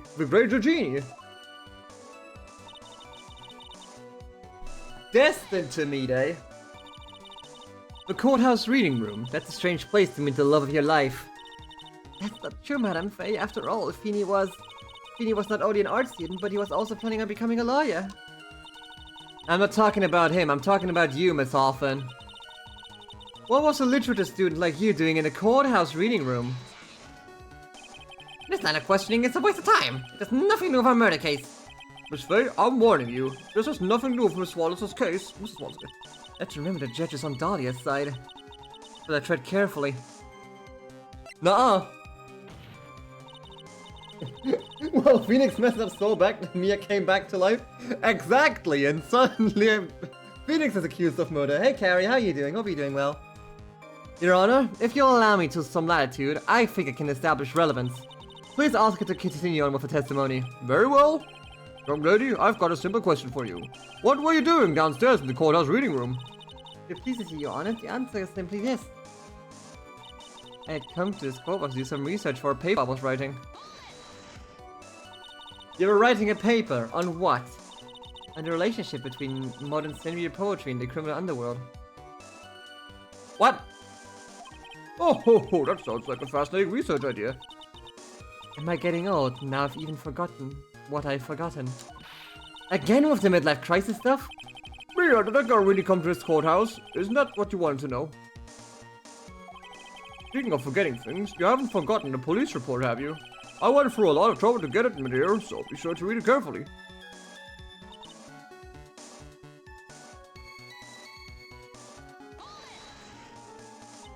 Huh. So what was it about Mr. Phoenix Wright that made you a heart malfunction like that? In my personal opinion, he just looks like a typical snotty-nosed college brat. Perhaps a woman your age. But to me, Feeny is handsome. Perhaps to you, Miss Hoffman, but to the rest of the planet, he's a dime a dozen. Love is a mysterious thing, and I object to this line of questioning. If you were to look at my wife, for example, you might all be shocked. You have a wife? He's telling me the truth. It was truly shocking. Beautiful mushroom growing tall in the darkness. It comes from cow dung. That's the poem that best describes how I feel about my Feeny. You just called him shit! Listen to me, Mia. That woman has to judge in the palm of her hand, you see. So the only way to just credit her is a contradiction in her testimony. Yeah, I know.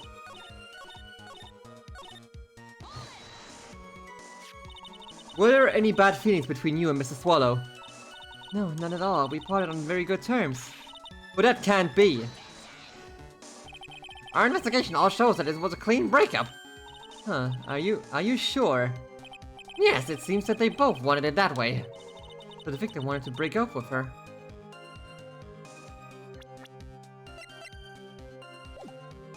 Press it. So you're saying that Mrs. Swallow also wanted to break up with you? Well, you see... It's Dahlia! It's a murderer! Hey, Nanashi. Hope you're doing well. Hope you're having a great day, night, whatever. Depends on your time zone. What a cruel thing to ask for, you lovely young lady like this! By the way, I have never once considered leaving my wife. No one cares, Mr.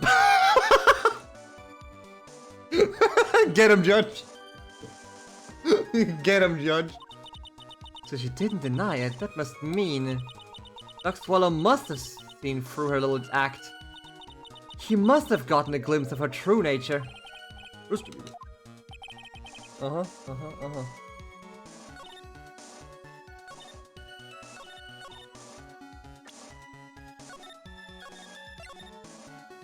Hey, so do you know this funny game called Blatant Lies?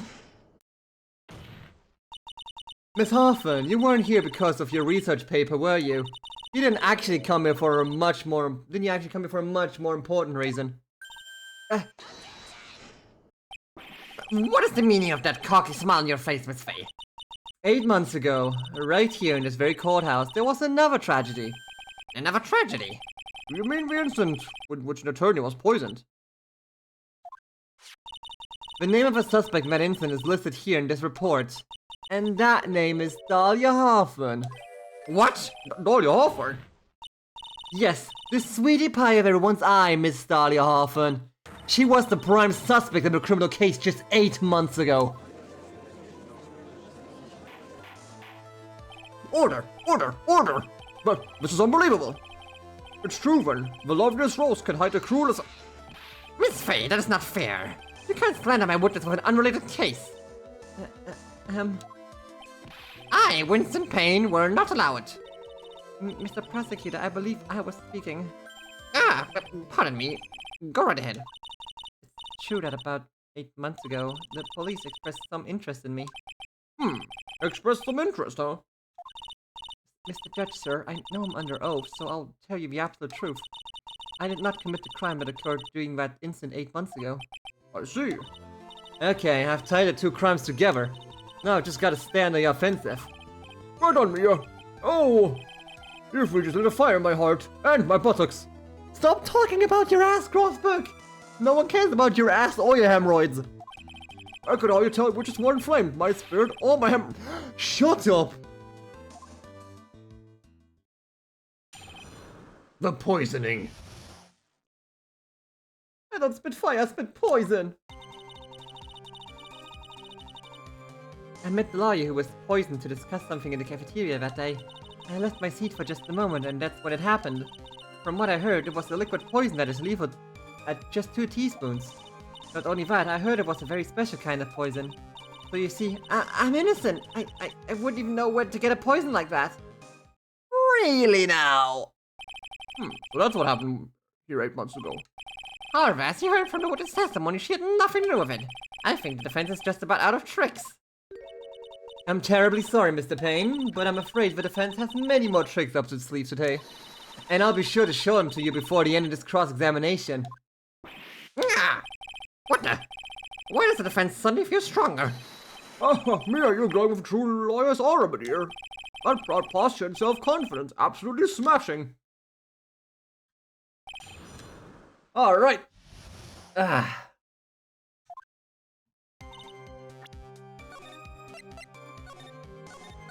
Let's go to war. What were you talking about with the defense attorney? Well, I'm sorry, but that's confidential. According to the report, you were being interviewed regarding another case.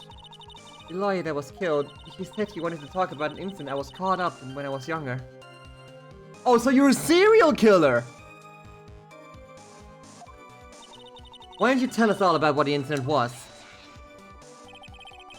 There was absolutely nothing at all to do with this case. Objection sustained. The defense question is stricken from the record. You get involved in a lot of incidents, don't you, Miss Hoffman? Well, I guess I was just born under a bad sign. All right, Dahlia, I'll protect you. You heard the man? No, that is true love, young lady. Get this man out of my courtroom!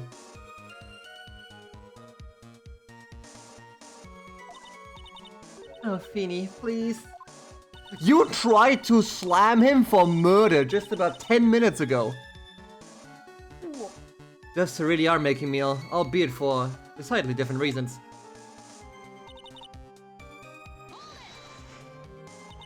How long were you gone?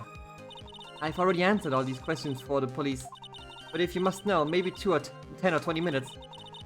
And where were you during this stretch of time? Using the toilet? What are you saying, Miss Faye? Toilet, my perfect little darling, doesn't poop? Mr. Phoenix Wright, there's a nice book called Everyone Shits. Or as we call it in the UK, Everyone Shits but the Queen. That's a joke I stole from like an ancient fucking Last Week Tonight episode. Anyway. But the book Everyone Shits, but actually, you know what? Give me a second. I'm going on Amazon right now to see if Everyone Shits is an actual book.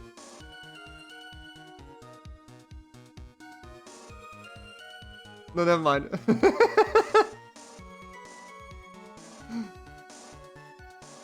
Everyone, okay, good. Okay, this all sucks. You heard the defendant, Miss Faye. Good luck next time. Oh, Feeny, please.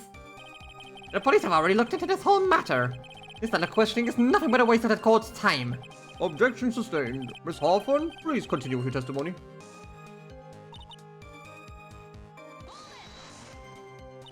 About how much liquid is 2 teaspoons? Well, let me see. My bottle of eye drop says it's half fluid ounce, which is equal to 3 teaspoons. Hey, Jason, what's poppin'? How you doing, man? Hope you're doing well. That's about 2/3 of that amount, huh?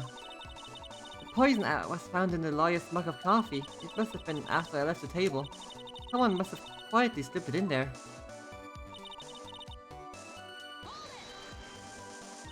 A special kind of poison, how so? Well, I heard that it's almost impossible to detect. Oh, and where would something like that come from? I'm sorry, all I know is what I overheard the policeman saying. They said something about using advanced chemical processes to purify it. You've been tired as of late? Oh, that's unfortunate. You can't just like get proper sleep, or is it just like is it a time issue or is it a quality issue? Because the quality of sleep is also important, obviously. I could sleep for 10 hours and still have the worst fucking day. Chemical processes. Well, that's quite impressive. Most impressive. The better question is, how did the criminal get something like that?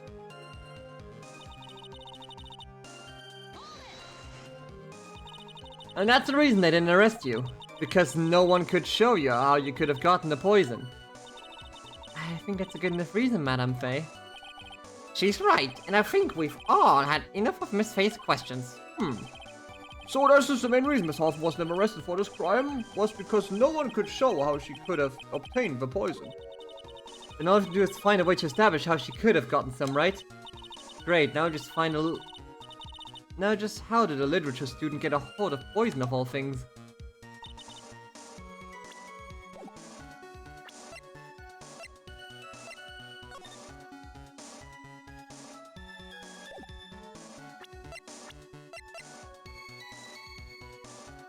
Hang on. You haven't eaten anything besides the past days, besides drinking water eating away? Oh. Yeah, okay, that's a bit unfortunate. Yeah, you should, you know. I mean, I'm one to talk. I barely fucking eat sometimes, but, you know. Eh?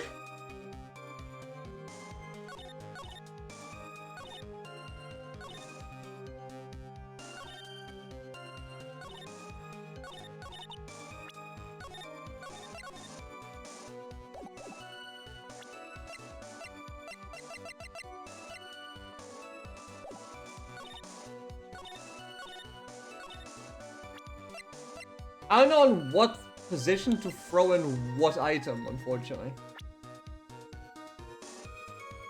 It's called accidental fasting. Oh no.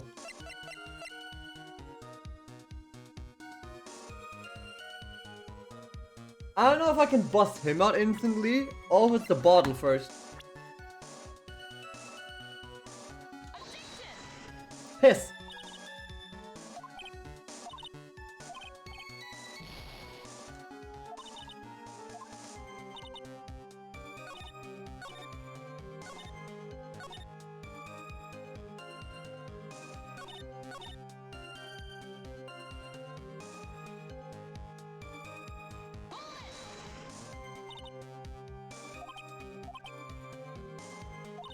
Hmm.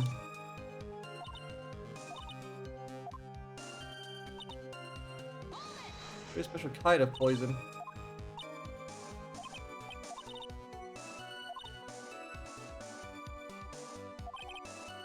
Hmm.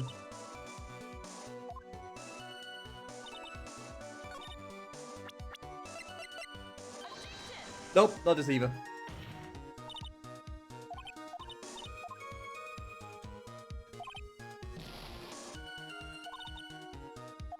Haha! Getting fucked in the first fucking trial. Great.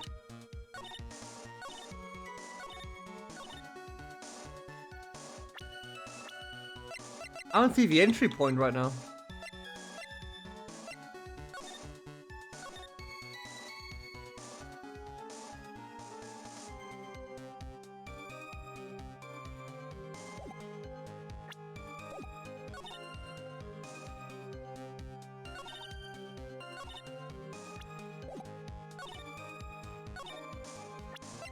Actually, is where I pull out the police report? Because there's nothing nearby. Yeah. Fuck.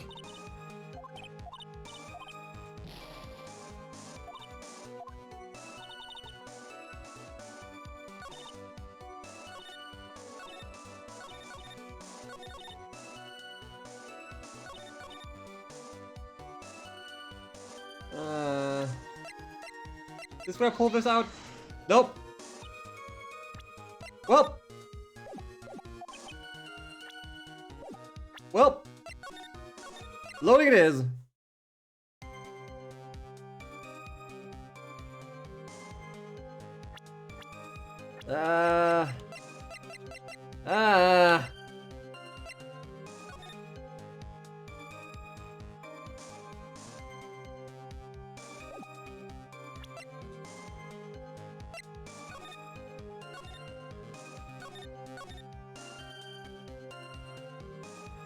Unclear the poison and the cup. I mean, yeah.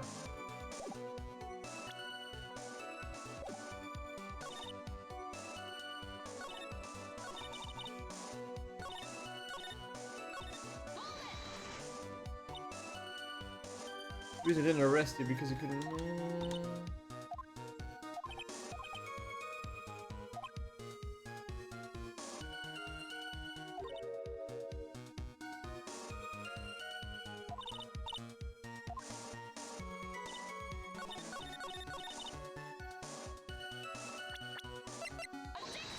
Oh, okay.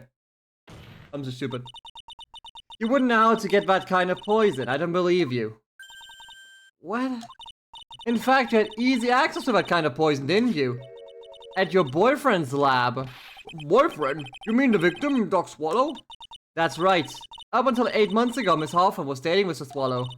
And if you'll recall, Mr. Swallow was a pharmacology student at Ivy University. Pharmacology? His laboratory contained highly advanced chemistry equipment.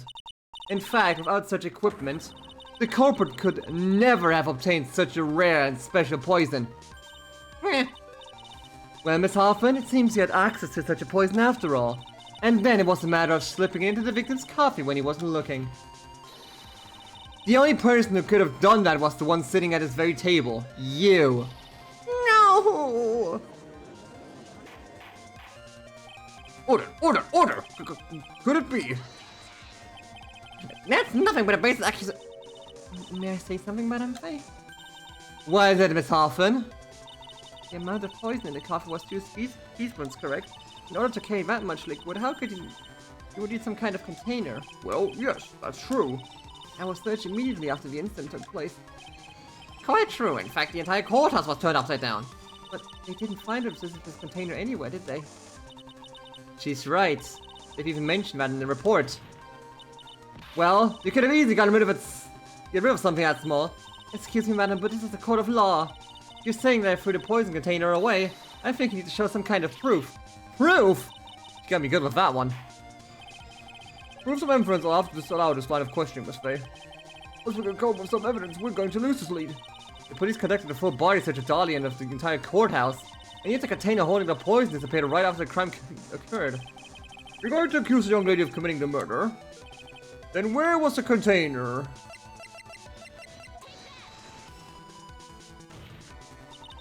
You were forced to get rid of the container in a hurry, weren't you? And that's why you passed it on to someone that had nothing to do with the case. Someone that you knew wouldn't be searched. Who is this person? Mr. Phoenix Wright, of course.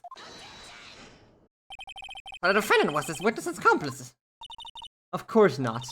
She gave the poison to him disguised as the present. But that's... That's a charming little necklace. Is it a little bottle? That's actually quite cute. So what about it? What does it mean, Miss Faye? The day the witness met and fell for Mr. Phoenix Wright was 8 months ago, August 27th, the very same day as the poisoning incident.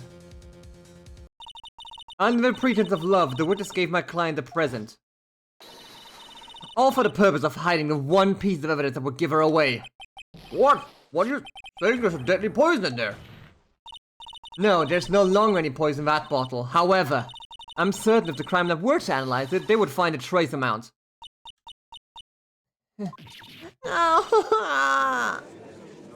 Cry, fool. Cry before justice. Order the Phoenix? Phoenix? Phoenix? Phoenix. Leave this motherfucking courtroom right now! On behalf of Dolly, I object! Mr. Wright, control yourself. I won't let you bully her like this! Mr. Wright, I thought I told you to stay in your seat.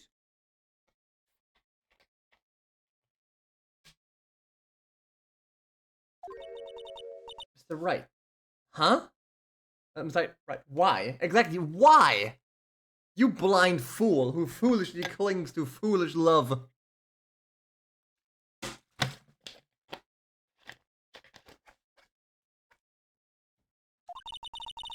Why are you going through so much trouble to protect her? Why? But because I'm madly in love with her. You're a fool. Madly in love. I haven't heard that anyone say that in a long time. Mr. Wright, have you ever thought about this? Why exactly would a woman like Dahlia Hoffman want to date you anyway?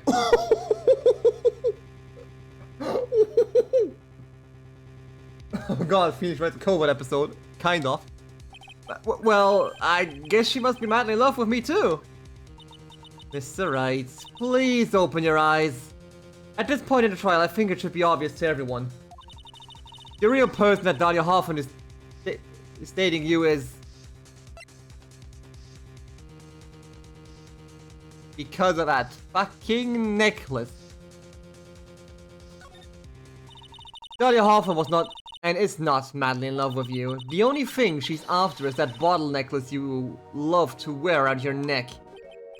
But my necklace? Back there in the waiting room, you said it yourself. Phoenix just dies. You said that she's shy, but every time you talk to her, she mentions to give you back the necklace. For Dahlia Hoffman, that necklace is irrefutable evidence of her crime. That's why she absolutely had to get it back. You're lying! But you never gave it back to her. Make things worse for her, you insist on showing it to everyone you meet. That's why she... I don't believe you. No, that's a lie! Yeah.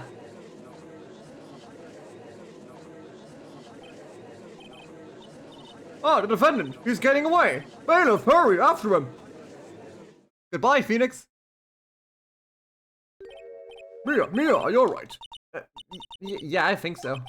That boy, he went completely insane. Where's Mr. Wright? It looks like the bailiff caught him, so he should be back soon enough. Thank goodness. Oh no! What is it? The bottle necklace! Miss Hoffman's present! It's gone! What? That's terrible. Mr. Wright must have grabbed it and slammed it in when he slammed into me. Foolish boy. That's the only thing that could have saved him. What in the place are we supposed to do now? King asshole. Mr. Wright, this sort of behavior is unprecedented in the history of this court. I'm sorry. I'm afraid that your apology is not enough. Mr. Wright, what did you do with the bottle necklace?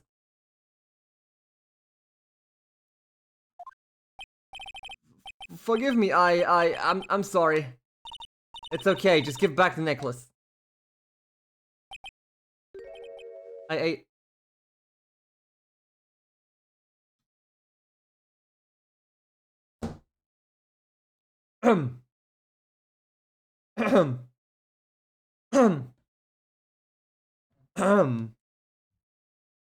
I'd like to.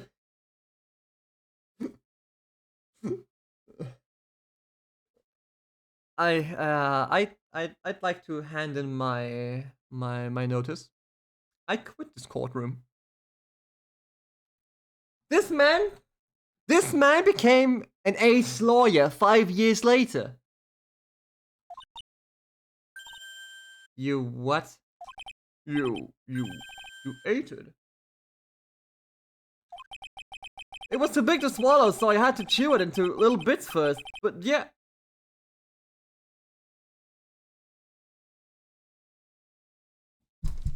Phoenix, you are aware of the fact there are traces of deadly poison in that fucking bottle, right? You are aware there are traces of deadly fucking poison in there, aren't you?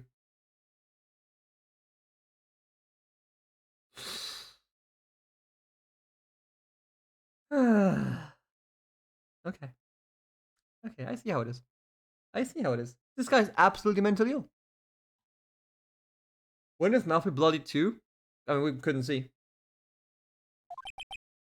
What the? What? What is he doing now? Your Honor, you've got to stop the trial. Mr. Wright, are you feeling okay? Does your stomach hurt? Boy, this bottle's might have some poison left in it.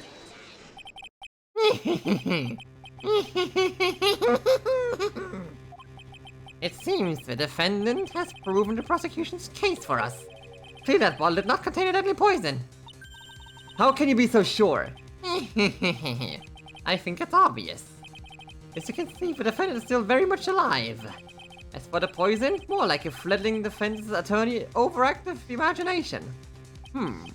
So it would seem. What? No, there must be some mistake. The bottle must not have had any poison left in it. Either that or the poison must have lost its potency. There. It's alright, rookie. Trusting a client is the most noble thing a defense attorney can do. And it's heartwarming to see that you place this much faith in Mr. Wright. Phoenix? Phoenix? If this poison left over won't kill you, someone else might. But that's not how it is for us on the prosecution side too. For example, I would trust the witness, Miss Hawthorne, with my very life. Yes, because you're an incel. Which is why I can state that your assessment of her is completely wrong. That's enough. Unfortunately, Miss Faye, I cannot accept your explanation of the events. But why? It may be impossible for a beginner like you to understand, but in a court of law, evidence is everything. Yeah. Even after I proved so much, is he going to get away with everything?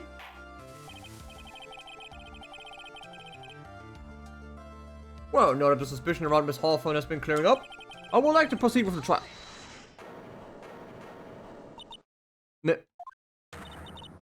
Mr. Wright? I'm sorry, Miss Faye. It totally slipped my mind. I'm really sorry. I know you believed in me, and I feel like I really let you down. Mr. Wright, what are you trying to say? There's something I forgot to tell you. What is it? The day I met Duck Swallow.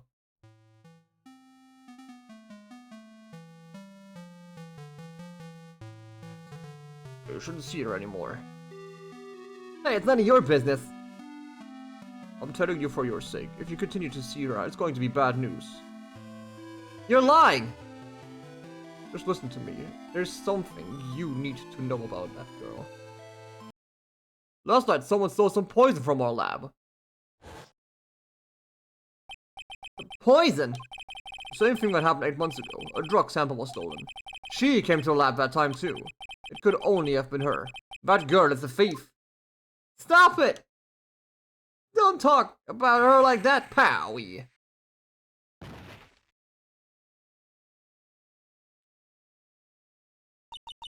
Is it true? Did he really say that? That's ridiculous. Just one more thing. After I pushed him that day, I got word and came back to have a look. And she was there. Dolly was right there. She was crouched down next to him. What? She told me not to ever tell anyone about it, but... I'm sorry, Dolly! Your Honor, this is... The defendant is... Miss Faye, you tell them! Dolly didn't do it! She's innocent! Just got attacked at public surrogates and you got spooked. Oh god, it's PubSec. Or you got called in for jury duty, hell if I know. Dahlia stole poison 8 months ago too, huh? You put that together with Mr. Wright's testimony, and there's only one possible conclusion. The defense believes that Miss Dahlia Hawthorne stole some poison on the night before she killed Doc Swallow. The night before? Naturally, her motive for stealing it was to kill someone. Miss Faye, you're so certain of your theory, then let me ask you this. Mia, this is your last chance. You're excused for jury duty. Oh, okay. See, I knew it was jury duty. If it's one thing I remember about that America that is weird to me, is forced jury duty. It's like, why?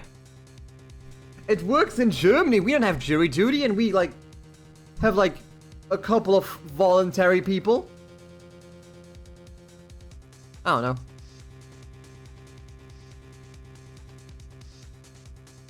Think carefully now. There's something that she definitely wanted to get back. Therefore... Exactly who was Miss Dahlia Hawthorne planning to kill? Phoenix. What counseling appointment wrong manifest? There was one person that was standing squarely in Miss Dahlia Hawthorne's way, and that person was Mr. Phoenix Wright. Me? That's preposterous. After all, it was Doc Swallow that was murdered.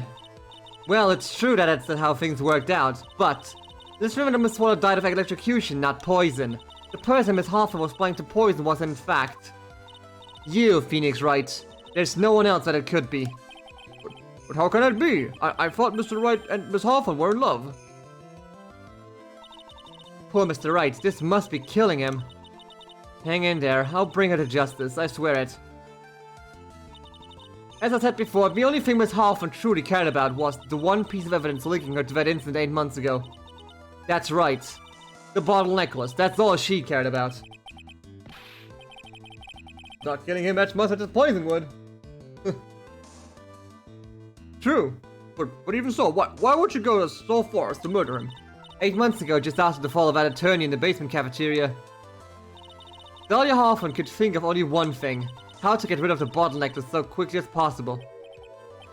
No, it can't be. It was a pretty good move she made too. The evidence was missing for a long time. But there was just one big problem. Although she got him tied the evidence, Mr. Wright refused to return it to her. To him, the tiny little bottle was his cherished treasure. He even showed it to everyone he met.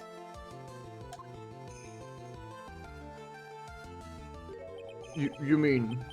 That's why she tried to kill Mr. Wright? Correct, Your Honor. It was to retrieve that piece of evidence.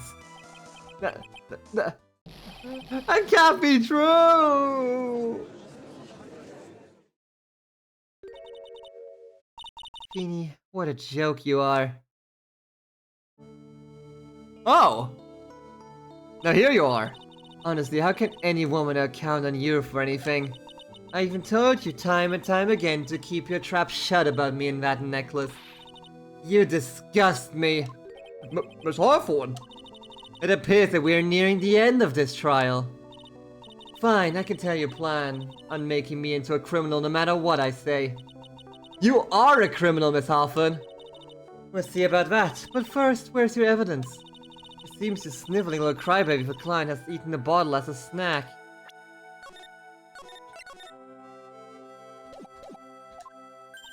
Ah, well, Hey, old man, are you senile or something? Why don't you say something instead of sitting on there with that dumb look on your face? Miss Hawthorne, what's happened to you? Huh, are you really that shocked? Do you prefer me this way, Mr. Judge? Absolutely no proof. You treat a voluntary witness like she's a mass murderer. Well, I have nothing more to say. I'll be heading home now if you don't mind. But we're not finished. Fine, then ask this nasty old hag to finish up already.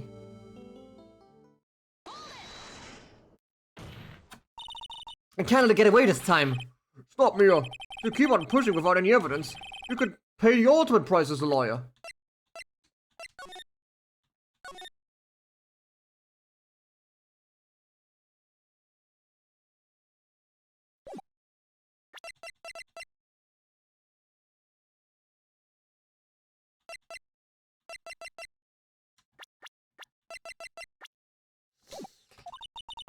The ultimate price? Yes, getting fucking fired. You'll be forced to take off your attorney's badge forever, I'm afraid. No! You'd better think it over carefully, Miss Faye. Or should I say, Miss Gray. Ba-da-ba-ba-da-ba. Sorry. Well, Miss Faye, can you provide evidence that would establish her guilt once and for all? I mess up here, my career as a lawyer is over. But to be honest, at this point I don't have any evidence well-founded. Even so, I'd rather lose my attorney's badge than let her get away with murder. Your Honor, the defense would like to present proof. Impossible, you can't possibly... Stupid woman. It is the opinion of the court that has already been enough discussion. Therefore, I will allow only one piece of evidence to be presented. Just one? If you're unable to establish her guilt, then I'm afraid that a very harsh verdict will immediately be handed down on Mr. Wright. I understand, Your Honor. I could just imagine the headline for tomorrow's newspaper. Up-and-coming lawyer plummets to earth before she gets the chance to soar. She was planning to poison Mr. Wright. If that's the case, then the poison was probably in there. Well, Miss Faye, please present your evidence. Show this court if the evidence Miss Hawthorne was planning to poison Mr. Wright.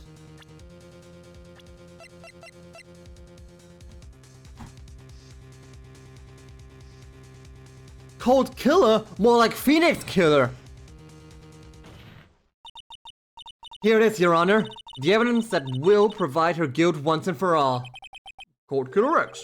Phoenix Wright's beloved cold medicine. Does a rookie defense attorney have a bit of a cold? If I did, I still wouldn't take this cold medicine. After all, it's been poisoned. What? Remember what the defendant said in his testimony. Well, that's a bottle of it around lunchtime on the day of the accident. Oh, yeah, he did. I always eat with Dolly, just the two of us. She was the one who took this bottle of Cold Killer X. Then she poisoned it knowing Mr. Wright was going to take some. Now you're really grasping at straws. After all, it was the victim, Dr. Swan, that was holding the medicine. I would like the court to recall the crime that happened here 8 months ago. Where did Miss Hawthorne hide the evidence? Well, what are you talking about? 8 months ago, the poison was hidden in her bottle necklace, which she then gave to someone else for safekeeping. Someone she had accidentally run into in the reading room. My client, Mr. Phoenix Wright. Yes, that's right. She did the same thing this time as well. After shoving the victim, Mr. Phoenix Wright left the scene of the crime.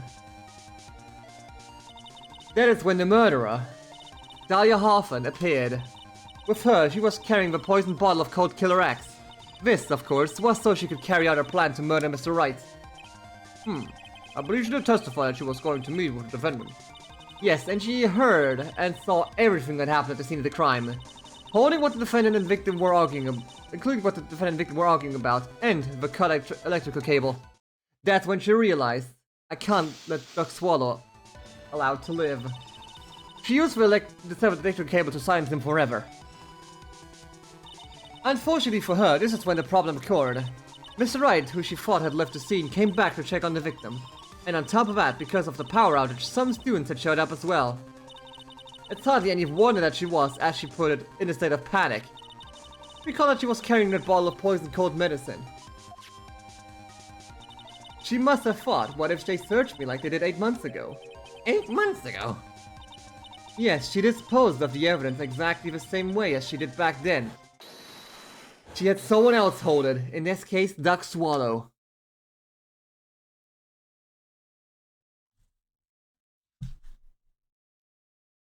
Got him.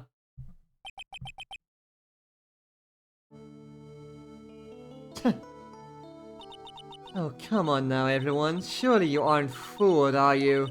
This stupid woman, she's nothing but a filthy, stinking liar. Right, Mr. Prosecutor? Uh-huh. Yes, that's exactly right. It's just pure desperation. Huh. I wonder which one of us is the desperate one. So, Miss Hoffman, this cold medicine, I wonder if you wouldn't mind taking some. Well, Mr. Wright ate that necklace of yours, right? Now it's your turn to prove your innocence. What do you say? Ooh, get in. If I'm just a filthy stinking liar, then there's no need to worry. So come on, show us. I dare you to take some of this medicine right now. Mia Fey! Mia Fey.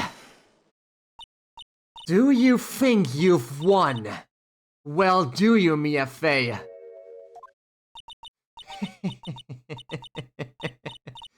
That's just fine.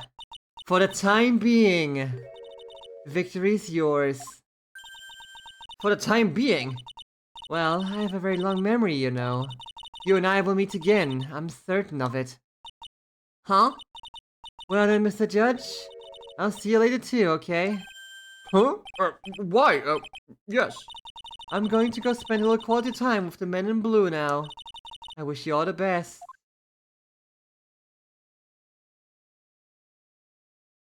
Oh. Phew. It's finally all over. I refuse to accept this. The defense hasn't shown a scrap of evidence to support their outrageous claim. Even so, you witness seems to have accepted it. I don't care. I'm Winston Payne. And I don't believe one word that this rookie lawyer has said. Well then, Mr. Payne, let me ask you this. Yes? Would you care to try this cold medicine? What? Just a little earlier, I could have sworn you said, that it's alright, and that you would trust Miss Hoffman with your very life. So, she's so trustworthy. And I'm sure there couldn't possibly be any poison in there, right? You see, yeah. And here goes the back pedal. Come on now, rookie killer, show this rookie how it's done. How much trust do you really have for this woman? Are you willing to bet your life?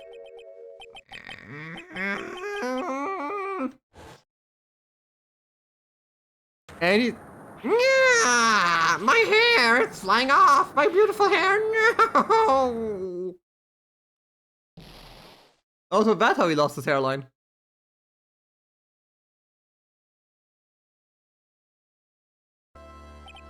Mr. Payne? About Miss Dahlia Hoffman. Yes, Your Honor. I'll file papers for her immediate arrest. Tragic, but not surprising. I knew there was something suspicious about her from the beginning. Don't lie, just admit you were wrong. By the way, Miss Fey? Yes, Your Honor? Was it just me or did you and Miss Dahlia Hoffman seem to know each other? Your Honor, whatever we did or not has no bearing on this case. Very well. Mr. Payne? This can't be happening. It's a nightmare. It's like losing to my daughter. It appears Mr. Payne has lost his spirit along with his hair. Does the defendant have anything further to say? It can't be true, my dear darling. Very well then. I believe I'm ready to pass judgment and bring this trial to an end. The court finds the defendant, Mr. Phoenix Wright, not guilty. Yay! Confetti! This court is adjourned.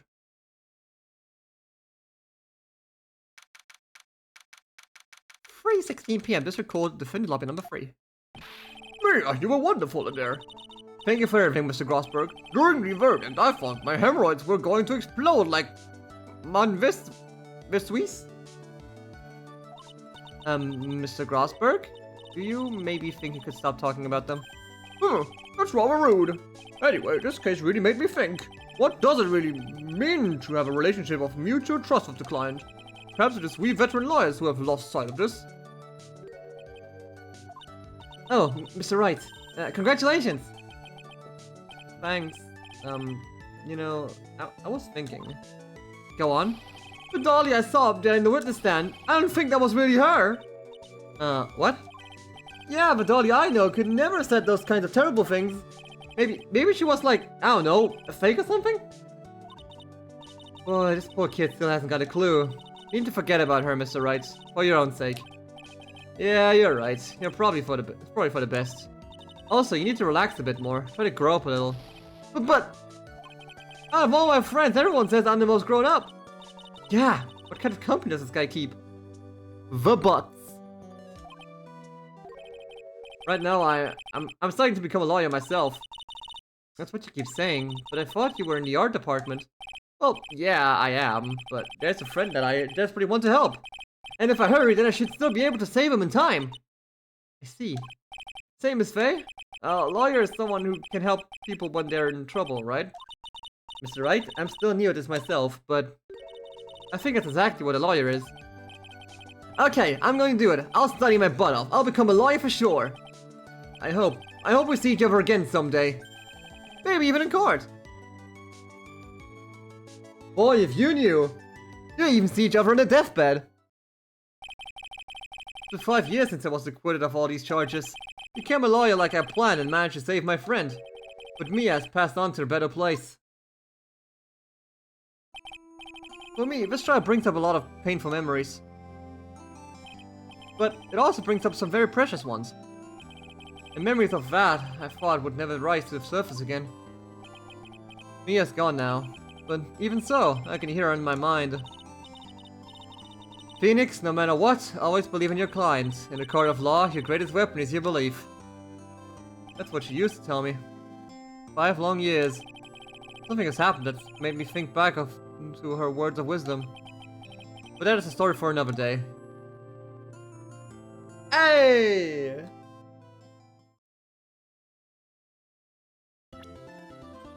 The stolen turnabout.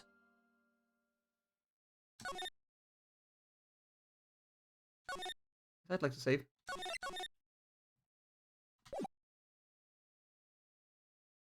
Time is 1 AM. Beep, beep, beep, beep. Bomb has been defused. Counter-terrorists win. Oh shit, save game. Detective, we made it! Phew! What a relief. Glad the jewel is still safe. You said it, pal. Must have been our rock-solid security that scared him off. Would you mind opening the safe just to double-check? Gumshoe? Oh, fuck. Whoop, whoop, whoop, whoop. Ow, my ears.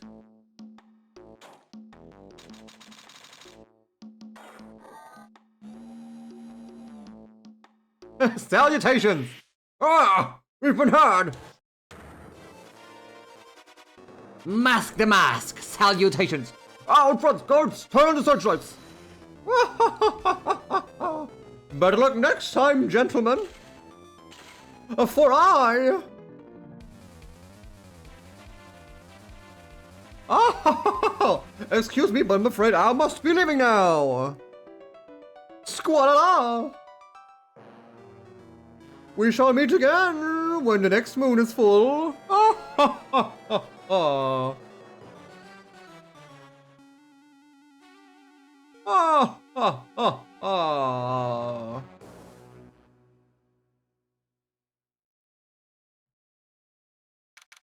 So it's not a murder case, it's payday.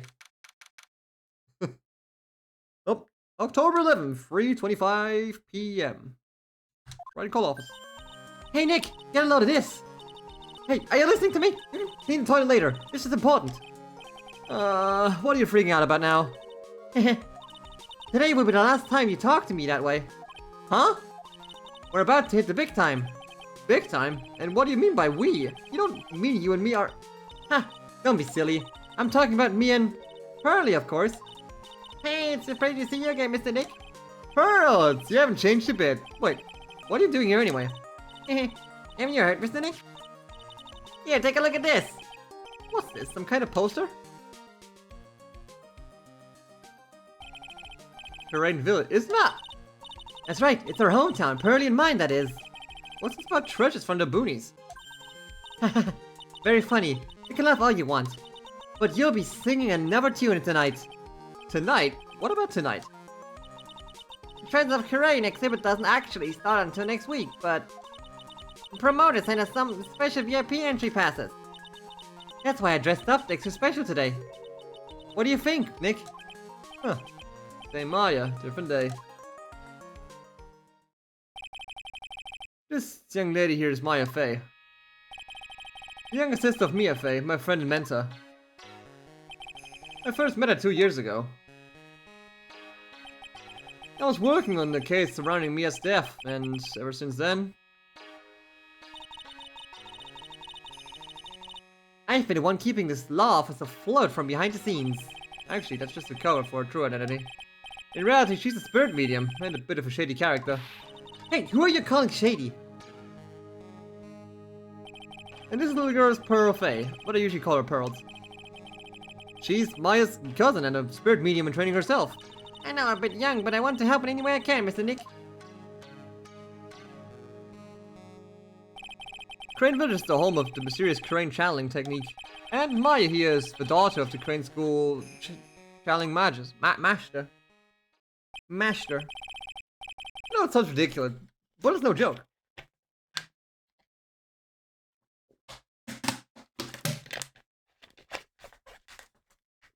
Ah. I've seen her power with my own eyes. It's a real thing, alright. After Nick, how long are you going to make two gorgeous women like us wait? Yeah, Mr. Nick, I can't wait any longer. I want to see the exhibit.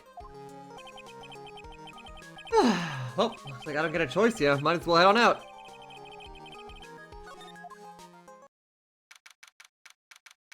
"7 p.m. Lordly Taylor, main exhibit hall." Lordly Taylor? City's fanciest and most expensive department store. Treasure exhibit, huh? Well, I have to admit, I'm pretty impressed.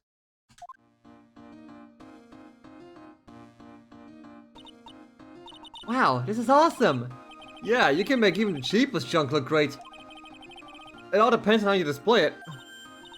Wow, they even have the dusty old hanging scroll that was in the Fame Manor storeroom. Oh yeah, I remember scribbling on it when I was a little girl. On a family heirloom! Say Nick, the person in charge of the exhibition is waiting for us in the basement warehouse. Alright, I guess we should go and say hello. But first I want to check all this shit. I think I remember this old photo screen here. I'm pretty sure it was an important piece of evidence. In that murder case that happened in Crane Village. This photo screen is the greatest of all the spirit channeling secrets. The 6-leaf Crane sacred writings photo screen. It's some secret. Why is it the most prominent thing in the exhibit? It's the hole's missing! The bullet hole's missing! Did I fix it? A piece of cloth with a ton of finely written characters jammed onto it. Probably esoteric knowledge only mediums would know. Huh, let's see.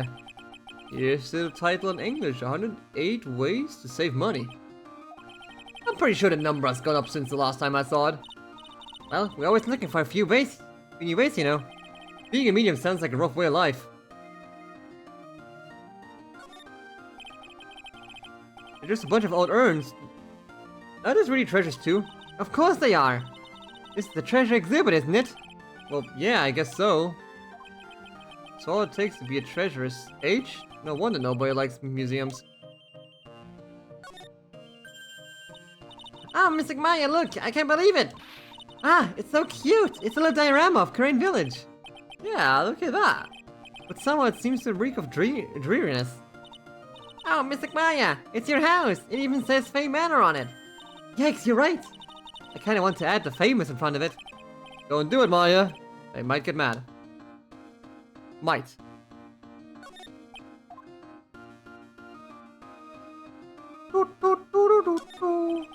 What's with this big cushion? Just lying around with nothing on it.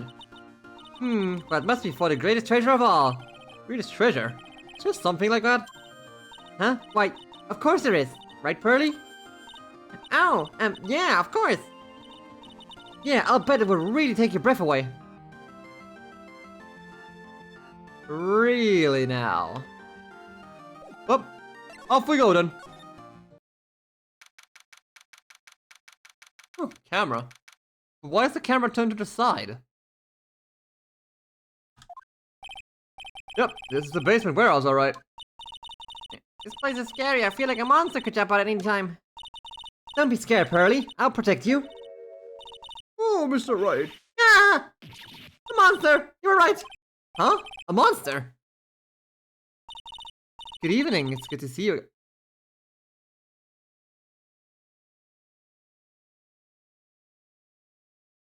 Well, I'll be damned! You! I know you! Nice to see you again too, little miss. Ah! Hello. Is she a friend of yours, Nick? And how do you know her, Pearly? Nice to meet you, I'm Adrian Andrews. Andrews!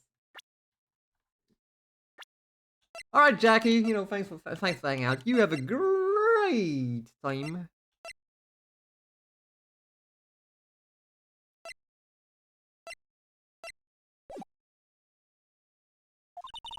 I'm in charge of the promotion and planning for this treasure exhibit.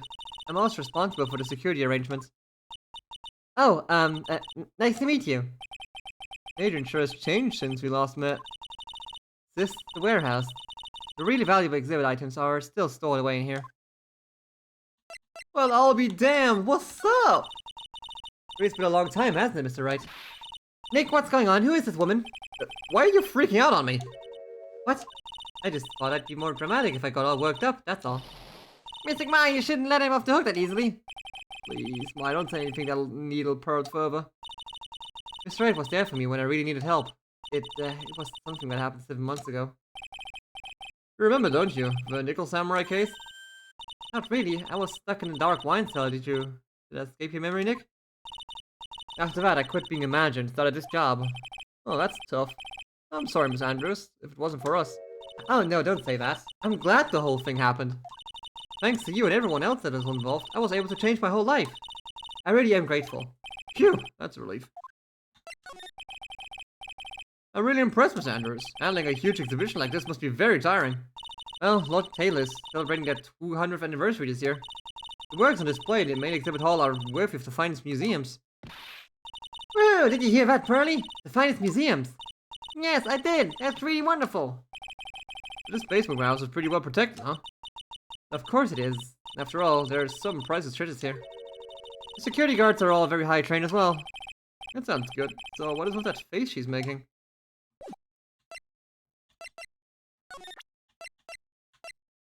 Ah, I see.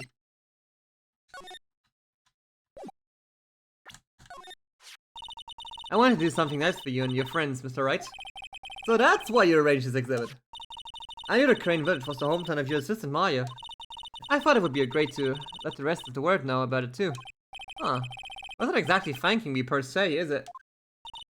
Maybe, but who'd want to see an exhibit of the treasures of Phoenix Wright? Guess I can't argue with that one.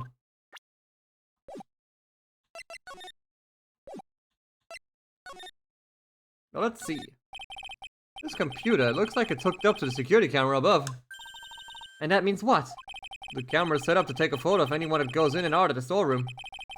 Then the data from the camera gets uploaded to this computer here, that's what. I see. That's some pretty high-tech stuff. That's a security camera. It's trained on the warehouse door. It's set up to take a picture of anyone that enters or exits the door. An ounce of prevention is worth a pound of cure, they say. I don't know, might just be my fuck up depth perception. For me, it doesn't look like it's pointing at the door. Mr. Nick, what's the big door over there? Looks like it's a door to the actual storeroom. I can see lots of big boxes and stuff back there. Really? Let's go in. I want to take a look. Oh, I'm sorry. Unauthorized personnel aren't allowed in there. You hear that, Nick? We're unauthorized personnel. Why are you telling me that? Brr. Looks like a part of a big signboard. All I can read on it is brr. Ah, I've got it. Maybe it's supposed to say hamburger. Why would anyone write hamburger that big? Like, maybe for the World Hamburger Festival or something? I kinda doubt it, but it would be sick. Aha! I've got it!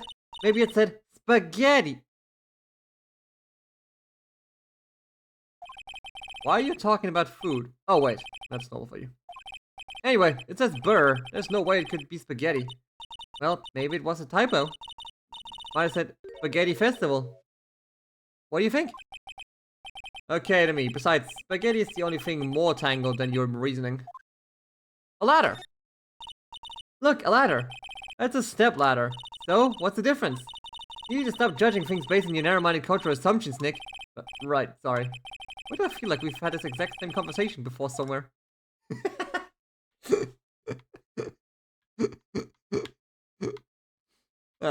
Never gets old. Fire extinguisher. A door, a handle, an exit sign. No open flames. Huh. Wait, can I slide to the right? Ooh.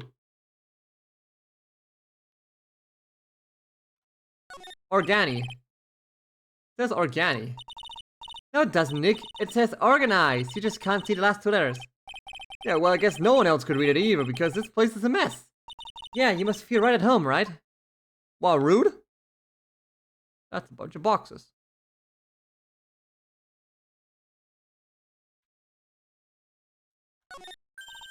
Mystic Maya, take a look next to the door. That's Mystic Ami, right? Yes, that's the statue of the woman who invented the crane channeling technique, Ami Faye. This statue is on loan from one of the training halls of the famed Branch family. In fact, it just arrived this morning. Ooh! What's that creepy looking thing she's holding?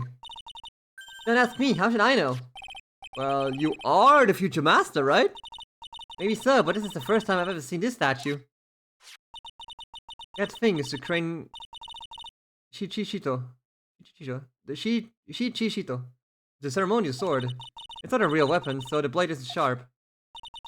Ah, I wanted to cut something. What are you eyeing me for? Oh look, it's already 8. Have you all eaten yet? Oh, well actually, I've already made a reservation at the restaurant on the 12th floor. Why don't we all dine together? Oh, I like the sound of that. Dine, sounds fancy. I'll have the kids' lunch. Pearly, it's dinner, not lunch. Why don't you go for it and really stuff your fill with a kid's dinner? Okay, in that case, one kid's dinner for me. Shall we head upstairs then? After a pleasant evening, all that remained was to wait for the exhibit's opening. It was wonderful seeing Miss Andrews look so happy. None of us could have imagined that the very next day, something terrible would happen. If Andrews is dead, I'm going to do things. I'm going to go to court, obviously. Nick, this is terrible! What the? You cleaned the toilet again? I never knew you were such a toilet freak. Give me a break, would you? My brain just hit the snooze button for the 5th time. I'm going to turn on the TV. Uh-oh. We've got an update on the recent treasure heists. Based on the clues found at the scene of the crime, authorities have announced that they believe it was work of the renowned phantom thief, Mask the Mask. Mask the Mask? According to the spokesperson, Lord Taylor received a threat letter some days ago. This is the 5th heist by this phantom thief who only targets rare treasures. Lord Taylor? Well, Nick, what are you going to do? Don't you dare go back to scrubbing up the toilet. Treasure, Lord Taylor. You don't think? Yes, now get up, Nick. It was stolen by Mask the Mask. Our most valuable treasure. The Korean sacred urn was stolen. What? Refresh my memory a little. What's the sacred urn? It's only the most important treasure in Korean village. That's all. Look, it's right here on this poster. Don't you know what's inside? The urn contains a very important soul. Yeah, but we broke it. The soul is no longer in there. Namely, the soul of Mystic Ami Faye, the founder of the Korean channeling technique. Right, Pearly? Ah, yes. That's right. Hold up. I thought that urn had the name Ami written on it. Now it says I am. Huh. Any idea how it happened, Pearly? Huh? Well, there are some things best left unsolved, wouldn't you say, Mr. Nick? That's right. 1 year ago, there was a murder in Karain Village, Maya's hometown. The sacred urn, it turned out to be an important clue in that case.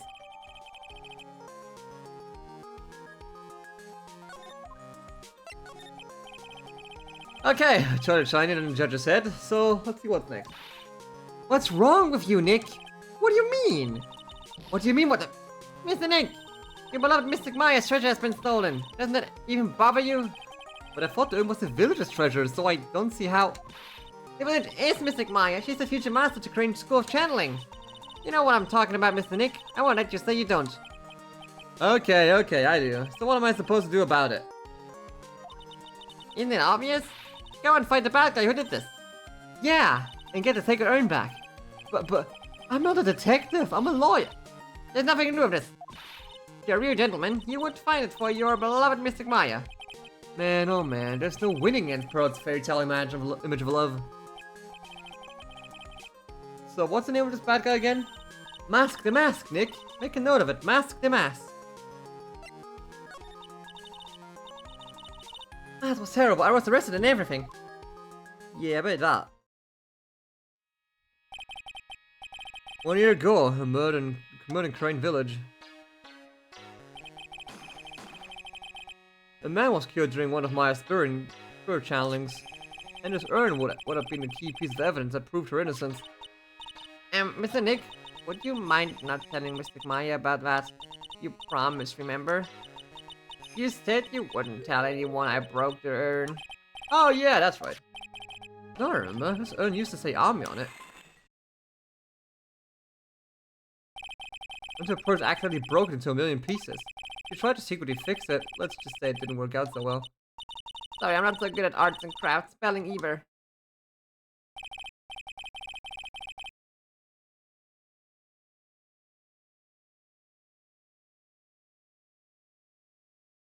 Anyway, this is how our gluing project turned out. We put the pieces together wrong and now. Instead of army, it says I am.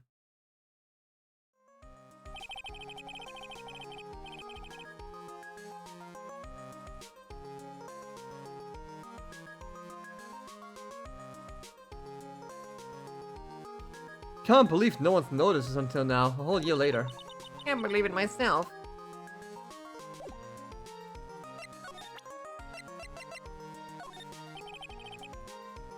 This really thing really all that valuable. It looks kind of junk if you ask me. Let's get the Soul of Mystic Army to find with our channeling technique. So, how much do you think you can get for it? What? Sell the sacred urn? You know, I never thought about that. Hey Pearly, make a note of that. Ways to save money, tip 109. Sell treasures whenever possible. Whenever possible, check.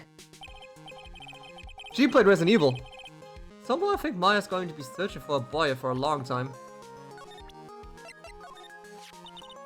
You know, even I didn't know the statue existed until a little while ago. Didn't Adrian say it's from a Bay Branch family's training hall or something? Yeah, there are actually a lot of training halls scattered all over the country, hidden away deep in desolate mountains. Why did it always have to be desolate mountains? Well.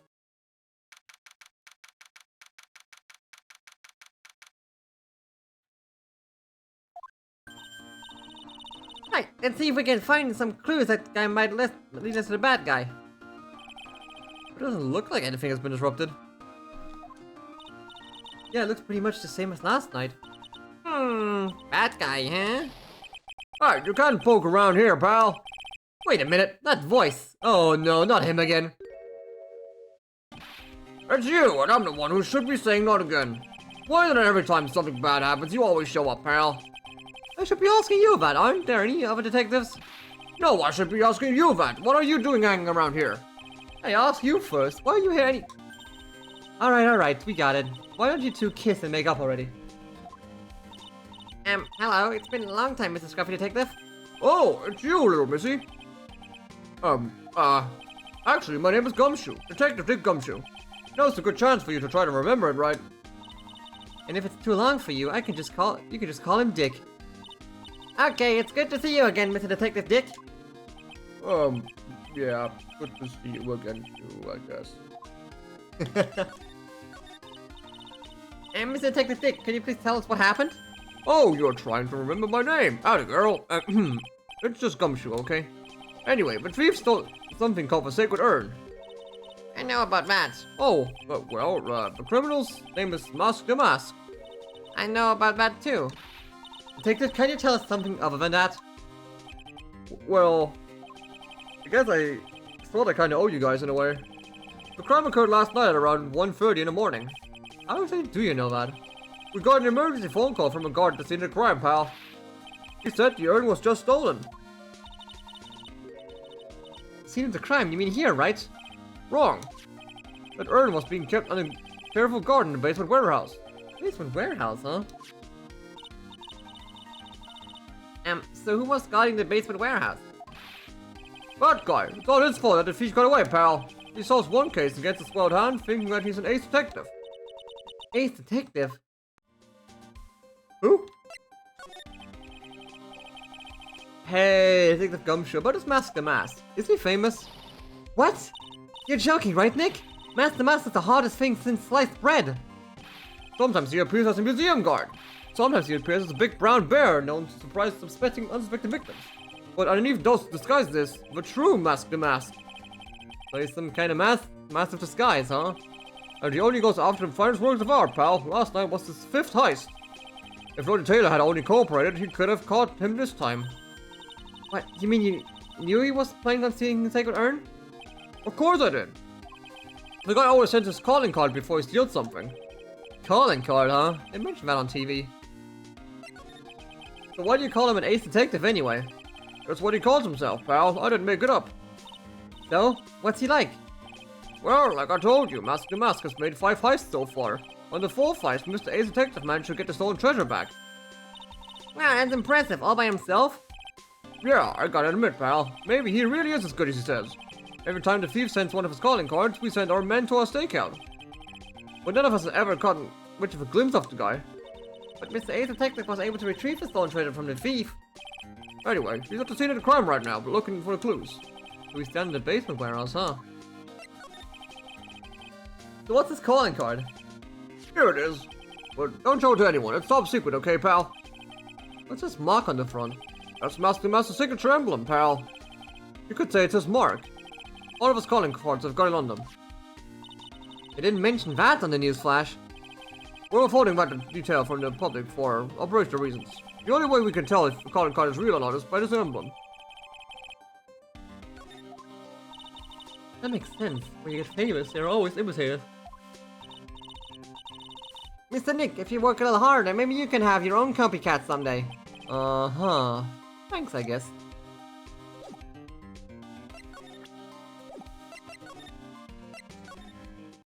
Oh, I can't just walk in here.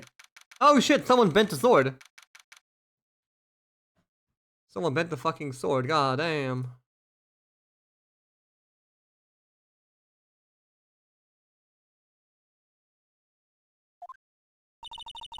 No matter how many times you come here, this place always gives me the chills. That's probably because it's air conditioned. Check the art pieces, you know. Welcome to my private little banquet of chaos. Huh? What the heck does that mean? I'm afraid I have very little to offer, but please make yourself at home. Who are you anyway? Shh, silence!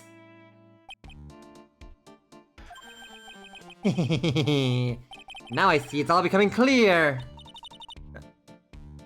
What do you see? Sorry. The truth has once again been elegantly revealed to me. A lawyer and a spirit medium, neither very advanced at the trade. Am I wrong? Yikes!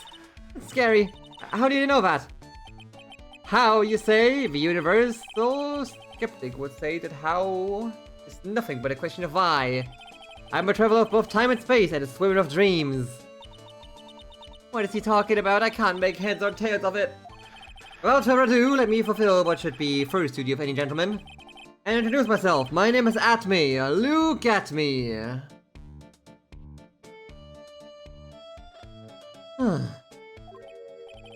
Ace Detective. Oh, hi. But I'm intended to use to stand up and show them what you're made of. Name's Wright. Phoenix Wright. Ace Attorney. I'm Maya Faye, Ace Spirit Medium.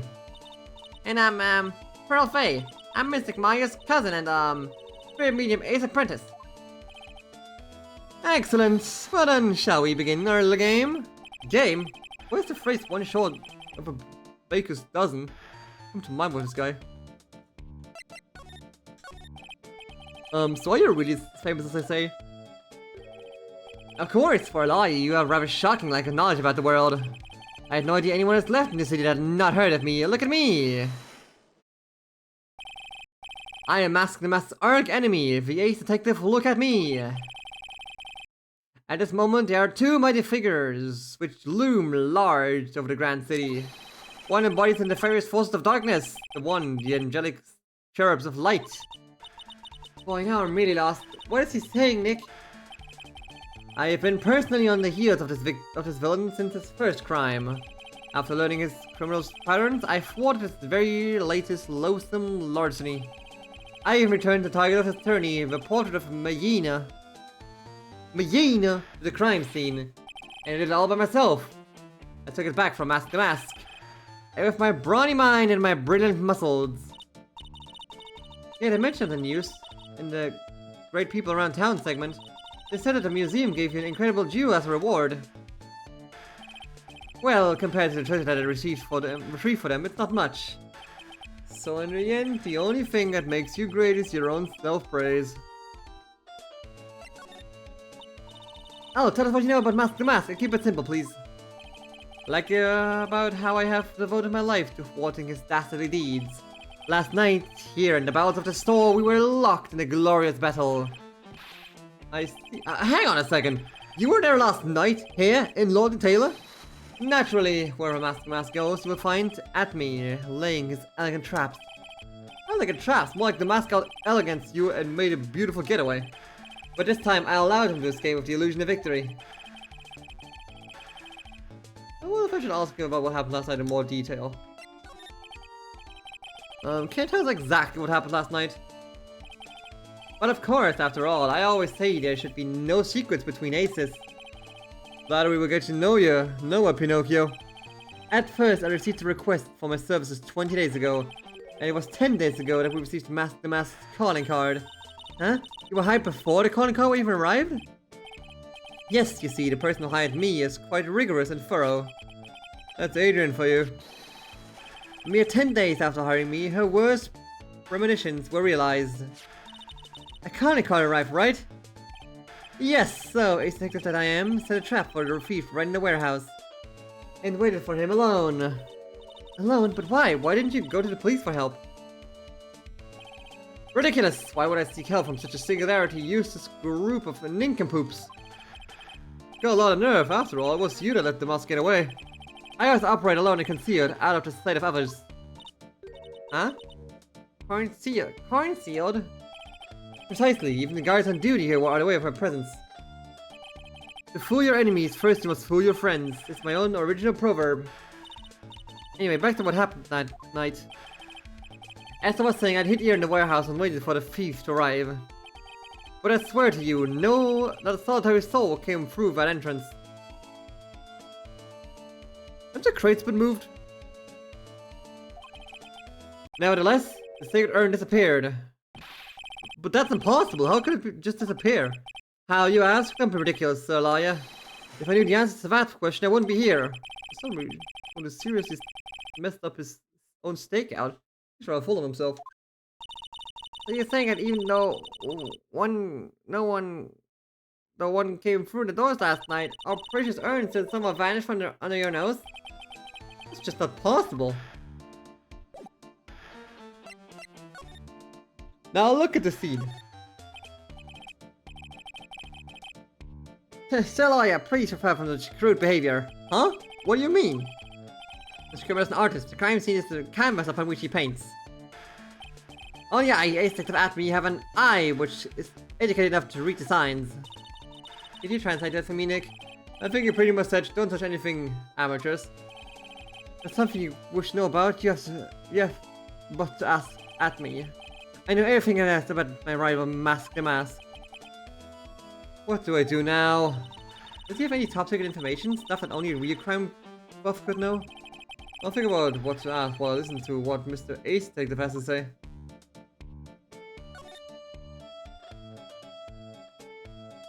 Yep, all fucked. It's all fucked. You see this ladder? Okay, fine. I don't even have to look at the step ladder anymore.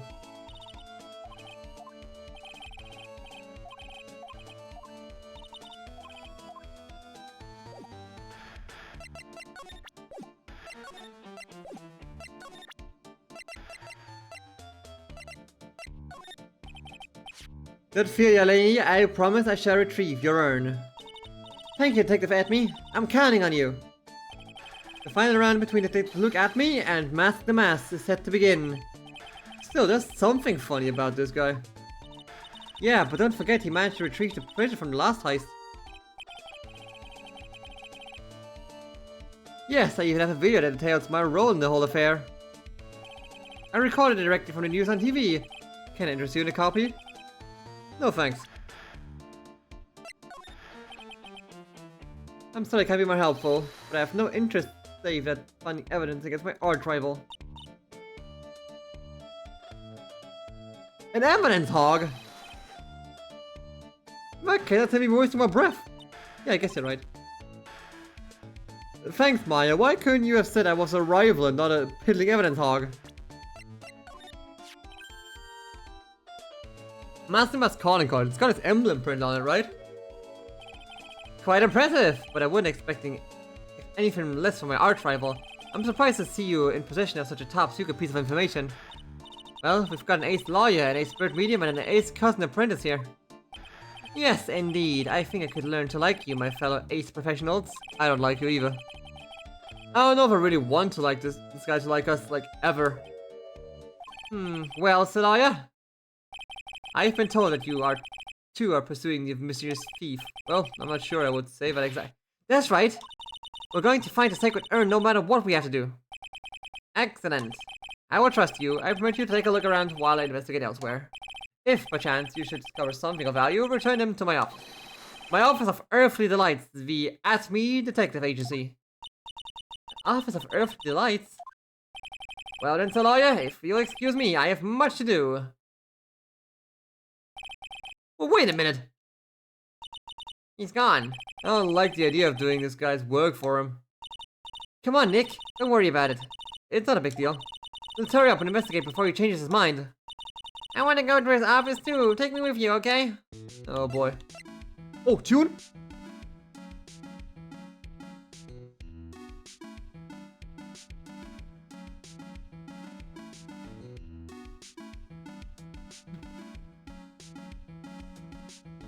Anyway. Oops. Trying the big door of the storeroom. Take out the photos. Everyone goes in and out. I see ET camera? Yeah, go stand in front of that door and it'll snap your photo too, Pearly. Mystic Maya, do you think I should smile? Nah, it's for criminals, so I think you should make a really scary face. Like this? Oh lord. Hey Pearly, do you know what this is? It's a computer. Computer? Oh, I've heard of so. It has such a cute name. Looks like this computer is pulling data from the security camera. When someone comes in or out of the warehouse, the camera takes a photo of them. It's probably a trap that the detective set up. Let's see if we can find these last night's data on the thing. We might even find a photo of Mask the Mask. Huh, let's see here. Man, I really think I'm working these things. Bit of this, bit of that. What's wrong with you, Nick? You're sweating for an awful lot. I don't know how to pull up the photos. I had no idea you were so pathetic with high-tech stuff, Nick. Yeah, well, I managed to print out the camera data anyway. I guess you have to learn to crawl before you can walk, right, Nick? Yeah, sure. Anyway, looks like the cameras only went off once last night.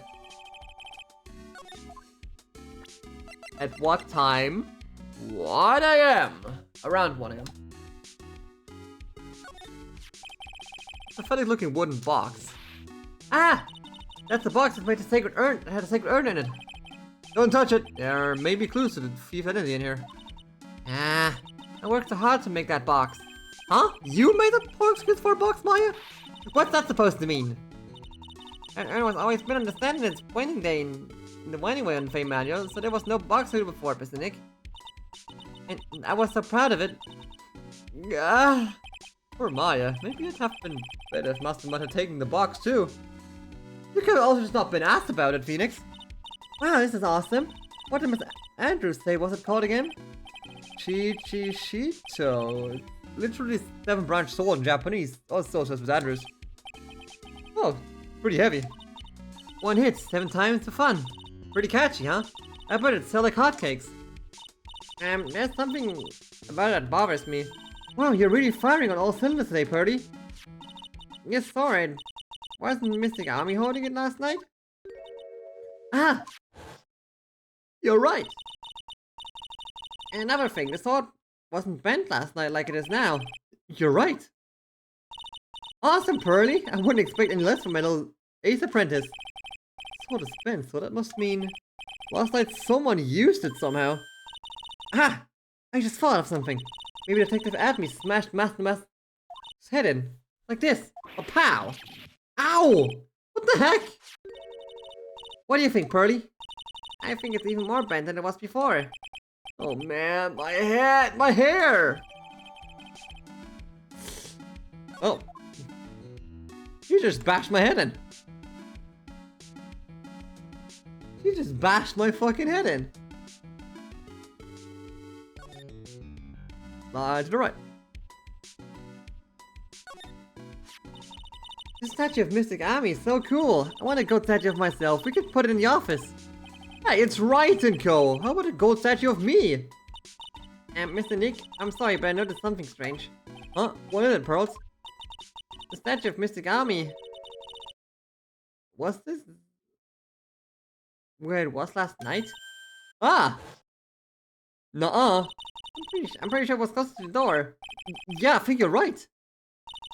Great job, Pearly. I wouldn't expect anything less from my ace cousin. Cousin! The statue was moved on night of the crime. Hey look, it's blood. I mean, color. Look what you did, Nick. You spilled paint over here. I didn't do that! Well, it wasn't here last night. I would have noticed the color is outrageous. But this paint is already dried up. Well then, you should have cleaned up before it dried, Nick. Paint doesn't dry that fast. Besides, I told you it wasn't me. Looks like it's been several days since it was spilled. Hey, look at this. What is it? There's some kind of shape left in the bottom left of this stain. Huh? You're right. I wonder what it could be. Some kind of shape in the bottom, eh?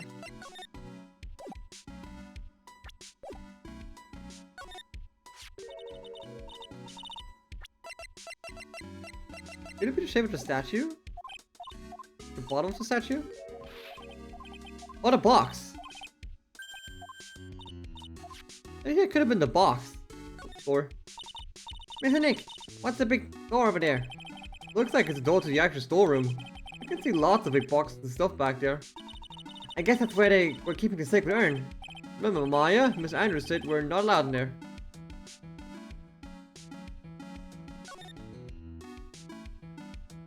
Unless.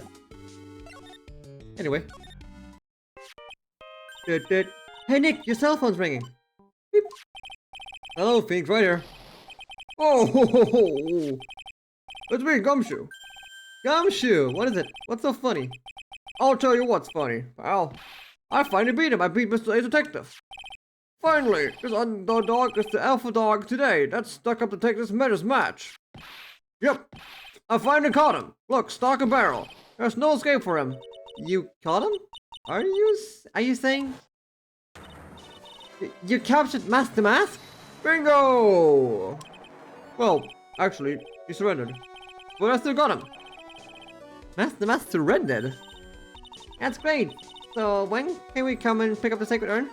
Well, you see, I was gonna tell you. What? Something wrong? Do you think I'd swing by the detention center anytime? The detention center? We want to talk to you. Mask the mask it is. What? You want to talk to Nick? I'm waiting for you, pal, so get over here soon. Beep. The detention center, huh? Well.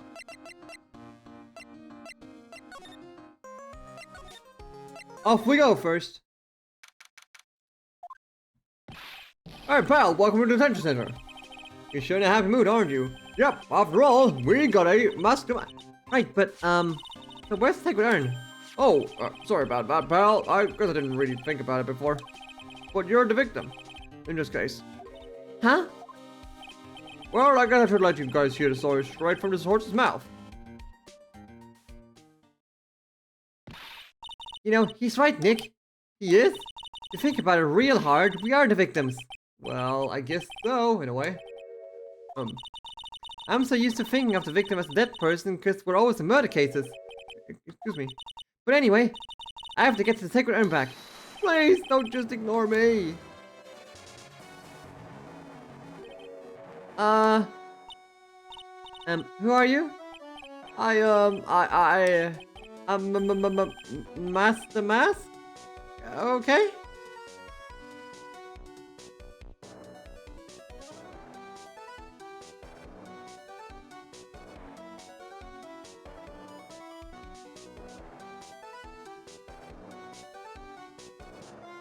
I don't trust this guy. Hey Nick, doesn't he look kind of, well, gangly? Run the light, the famous Mask the Mask.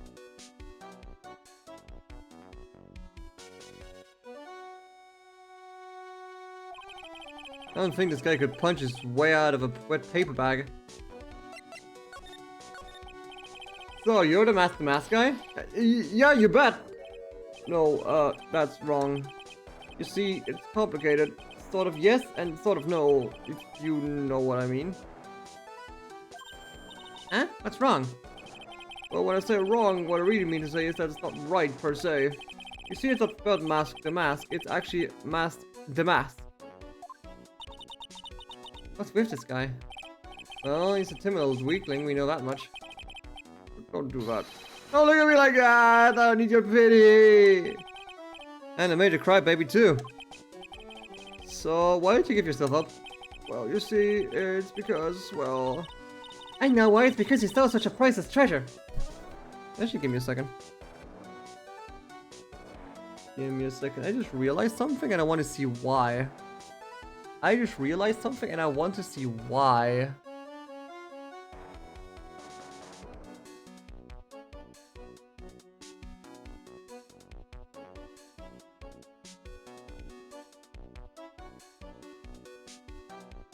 Why does this what does change?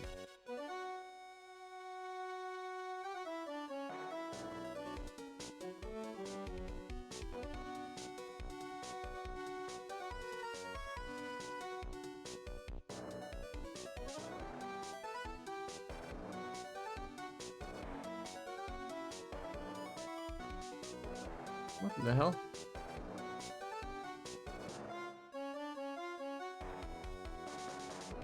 No, it should be right? Hold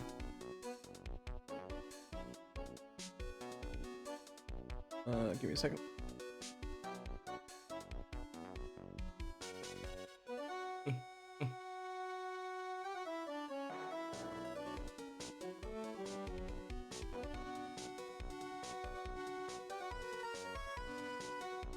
There you go.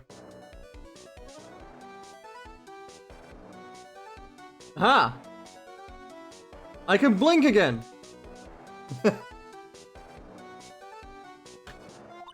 And now you're overwhelmed with guilt, am I right? Where is this treasure? That broken old urn? I have a little favor to ask. Yeah, what is it? Could you go and talk to Desi? Desi? Who? Oh, what? Oops.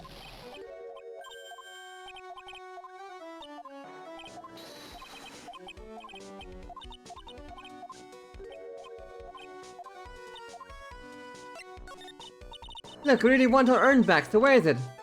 I'm sorry, I'll give it back, I really will. Maybe not. No, I can't. I can't make promises I can't keep. I'll just end up hurting people. Mr. Nick, I couldn't hear what you said, especially the last part. Mr. Damas. Yeah, if you could speak up a little. Yes, sir, I will, I promise. Maybe not. You see, I'm already speaking in my normal voice, so I really can't say anything. Mr. Damask, about the urn. Oh, yes, the urn. Right away.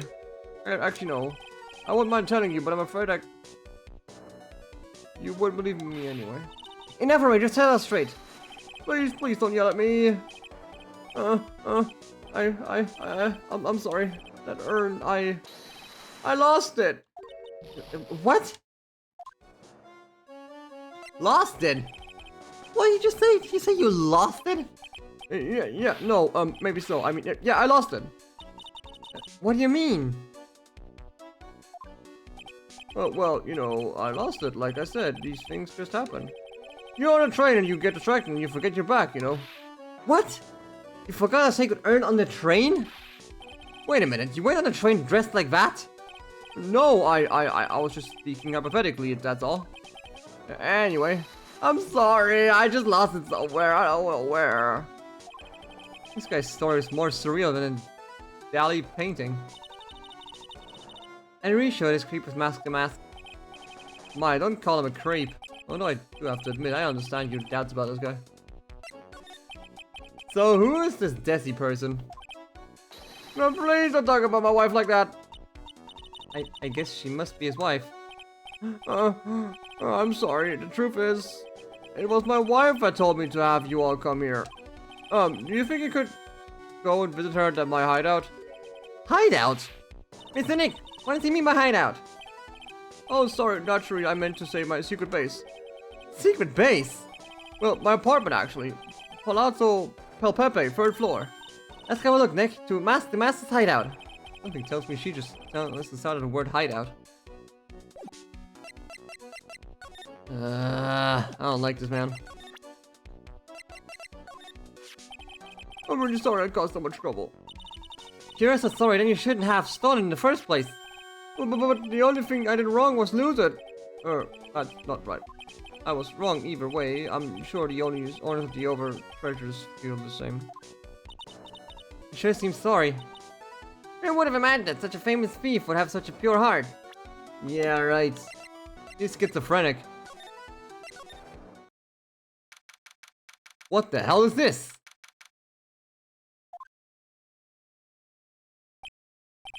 Wow, check this place out. No doubts about it, this is Master Master's hideout, alright. Who is that? Is that you, Ronnie? Huh? Who are you people? Are you Desi Delight? That's right, I'm Desiree. Ah! Oh, you must be the lawyer and the victim. Yeah, that's us. Your husband told us to stop by and speak with you. I'm Maya Fay, and this is Felix Wright, attorney at law. Nicky boy am I, huh? Can't tell you how grateful I am that you decided to help my Ronnie. Well, you're welcome. Did she really call me Nicky boy? Nicky boy? About your husband. Isn't he the cutest? A bit weak sometimes, though. A bit?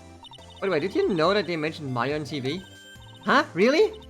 They said you own the urn and that you're doing some shady training at the law office now. Remind me not to watch that channel's news program. After I saw that, I thought it might be a good idea to meet the lawyer they mentioned.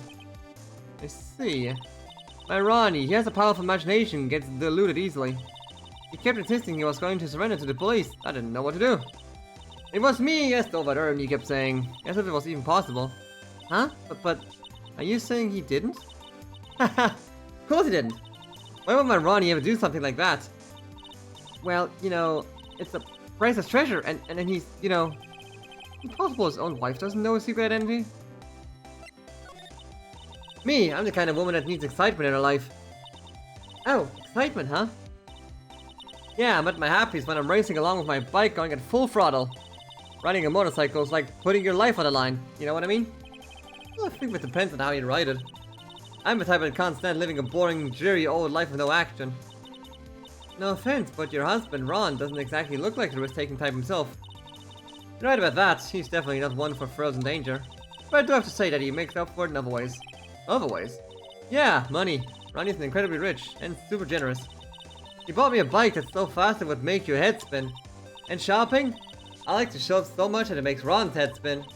The other day it actually happened. His head actually started to spin. And talk about a high maintenance wife. So where does Mr. Delight get all this money from? Ronnie's a security guard. They put their lives on the line, you right? So they get paid tons of money in return. Tons of it. He's a security guard. I think it's my turn for my head to spin. Can you tell us about what happened last night? What time did the incident take place again? What time was it? What time was it again, Maya? Well, according to Detective Gumshoe, it was around 1:30 in the morning. Last night was horrible. I got pulled over. Pulled over? Yeah, I always do my best flying at night. Flying? You're talking about your motorcycle, right? Yeah, anyway, last night I got pulled over by a policeman. I can't believe he caught up to me. It was a great chase, let me tell you. When he finally caught up to me, the poor man was as white as a sheet. It was about 3 in the morning when I finally got home. Looks like she's got an airtight alibi. Well, what about Mr. Delight? I don't really know. We weren't together at that time of the night. But when I got home, he was already fast asleep. So basically, he's got no alibi.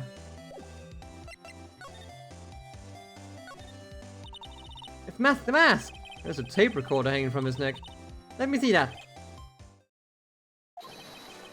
Oh ho ho ho! I'll be taking this crown now. Better luck next time, gentlemen. Ah ha ha ha ha! I don't get it. What's this supposed to mean, Nick?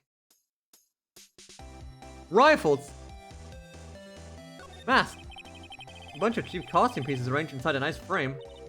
Look, Nick! It's a fake beard! It's also a mask made of cardboard. Here, Nick! Try on this fake beard! Come on! Try it on! Hey, cut out! Now put on the mask!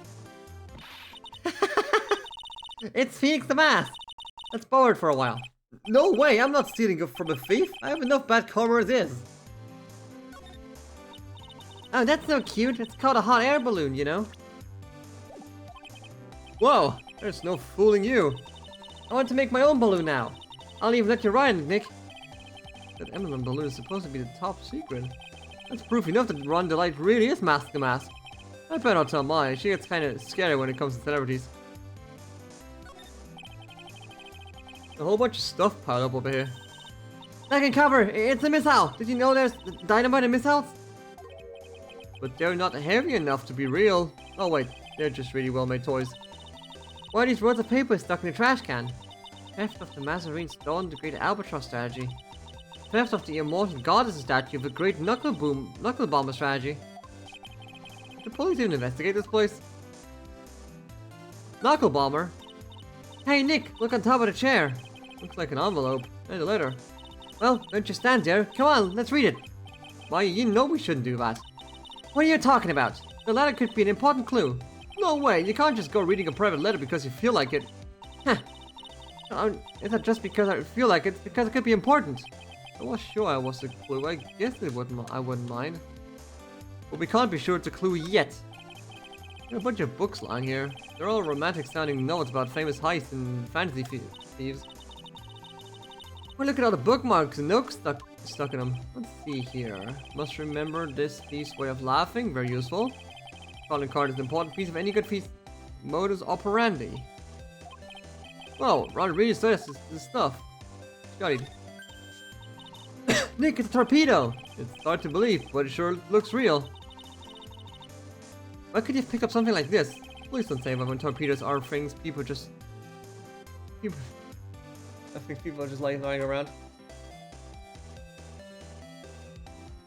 What, do we have anything else? Anything else? The missile, that's this shit, that's that shit. But a big... Oh, tape recorder. Huh, it was vaguely familiar. Oh, I know, the fishbowl! Well, an upside down one anyway. I think it's a helmet. An alien helmet. And it looks like a tape recorder or something next to it. I think it's a transceiver. An alien transceiver. Nick, do you think maybe you could act like a grown-up for a little bit? Getting extra by mine to be more of an adult, that's a new low. Is this what Old Bag had? Oh fuck. She stole from Old Bag. Don't tell me she's back again.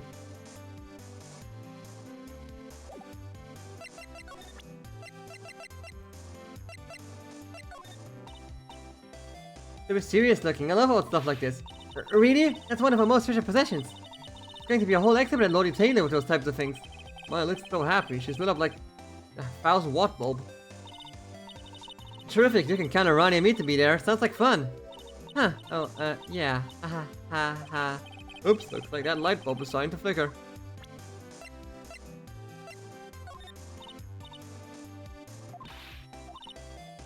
Huh.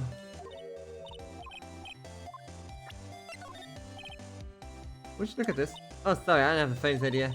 I guess I just don't get out enough. So what do you know about this? No, you can't show her that, Nick. That emblem is top secret, don't you remember? Oh, oops, sorry about that. Wait, she's just the top secret was the worst giveaway to what I did. Oh, when you hear what top secret, it just piques my interest like nothing else.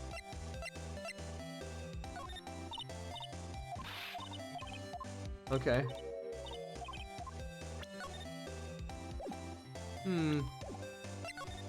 Anything else to talk to her about? Okay, cool. Oh. Well, let's go to this fucking creep. This is a tick today. They just looks like my stand for some B-grade horror movie. Hello? Is anyone here? Looks like nobody's home. Huh. What a waste of our time. Hey, I know. Let's take that framed picture back with us as a memento. Don't you dare, Maya. Just have to try back later. Oh.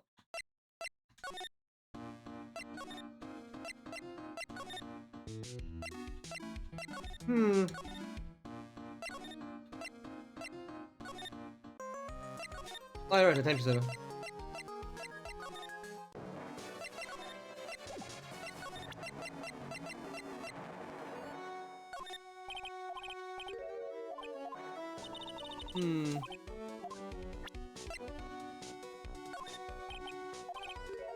No, not really that.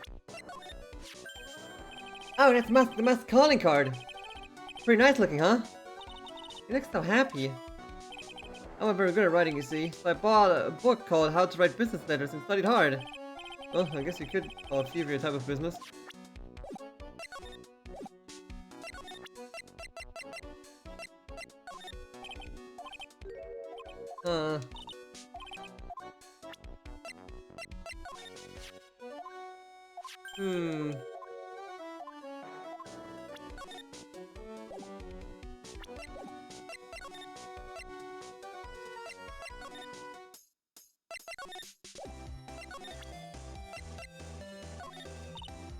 Never mind.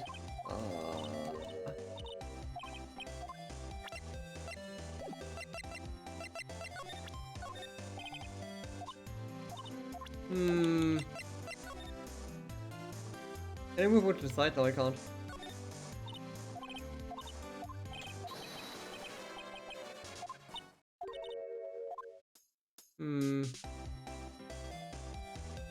Huh. What have I missed?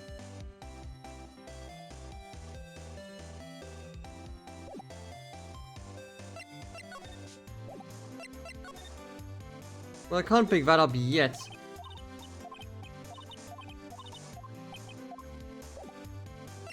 Can't pick that up yet.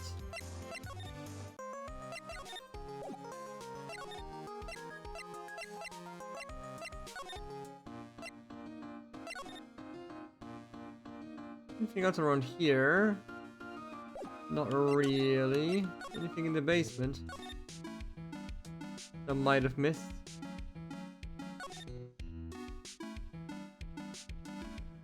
Also not really.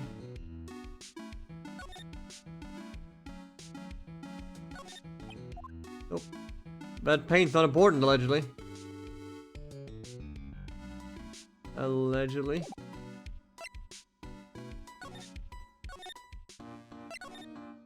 Huh.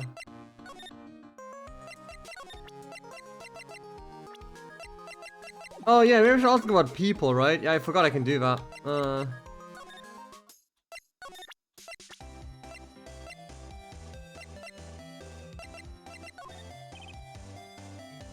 Miss Light, you must know, right? About your husband and Mask the Mask? Mask the Mask, of course, I know all about it. My husband is his biggest fan. Yep, what? Huh? Biggest fan? Yeah, and Ronnie can be pretty delusional sometimes. That's how this whole misunderstanding happened. Wait a minute. Did you say delusional? Yeah, that's right. I just don't know what I'm going to do with him. You see, Ronnie actually believes that he is Master Mask. What? What are you talking about? Alright. Delusions! Can I get someone to level up? So wouldn't Ron first become Master Mask? What are you talking about? He's not Master Mask. Huh? But... wait a second. Look around this room. This place is obviously Master Mask's hideout. No, you're totally wrong. A real Thief's hideout wouldn't look like this. It's because Ronnie is so timid himself that he looks up to heroic figures. Heroic figures, but Master Mask is a bad guy. So he's deluded, huh? Could that really be true? Anyway, if he really had stolen the urn, wouldn't he still have it? Well, I suppose so. And why don't you ask him if he has the urn or not? He has a point. Mrs. Light isn't exactly the criminal type. But something about Ron's behavior bothers me. Maybe it's true. Maybe Mr. Light isn't Master Mask after all. Say, can I ask you something, Mintinky boy? What is it? I know I may seem like a bad guy out on the outside. But the one thing I won't stand for is legal activity. I had a feeling you wouldn't. You're tough, but I can tell you've got a good heart. Somebody framed my poor Ronnie, I just know it. Could you give this to Ronnie for me? A letter? Yeah, for Ronnie. I want him to fight back. Mr. Light. Okay, you've got it. Just relax and leave it all to us. Well, off we go then. Hey, buddy! Ever since I was a little boy, I'm always interested in mysterious masked men. So that's what you want to do when you grow up? Yeah! No, well, sort of, not actually. I never imagined I'd feel as bad as I do about the treasures being stolen. People sure can be complicated, can't they? Anyway, look at this! Oh, that's right. Here, this is from your wife. Oh, from Desi? From Desi? Oh, thank you. Actually, more like, take it.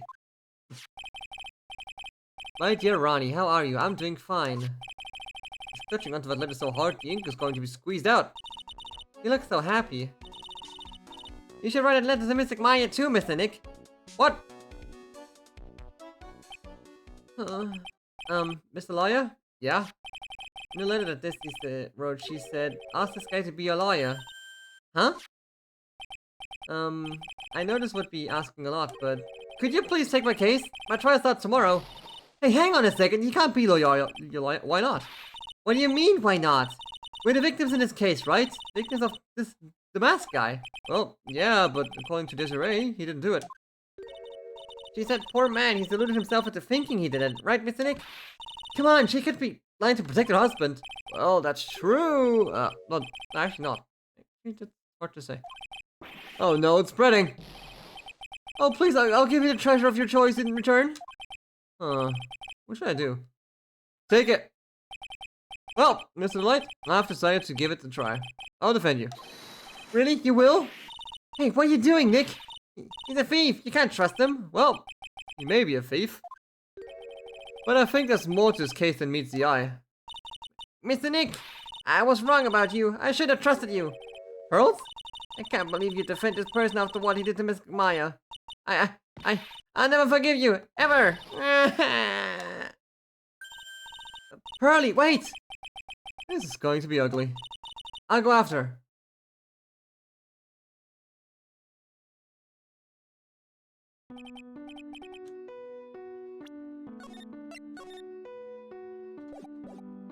I'm sorry about that. I didn't mean to cause any trouble.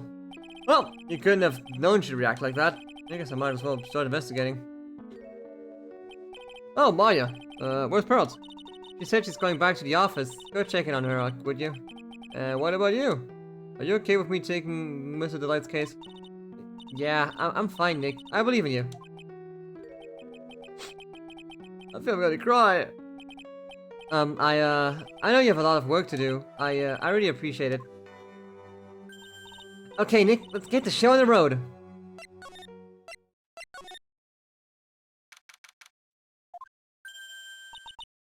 Ah, Mr. Nick, welcome back. Oh, hey, Pearls. You're back too, I see. I went and bought us a strawberry cake. I'll go make some tea to go up with it. Hey, Pearls? Looks like she feels really bad about what happened at the detention center.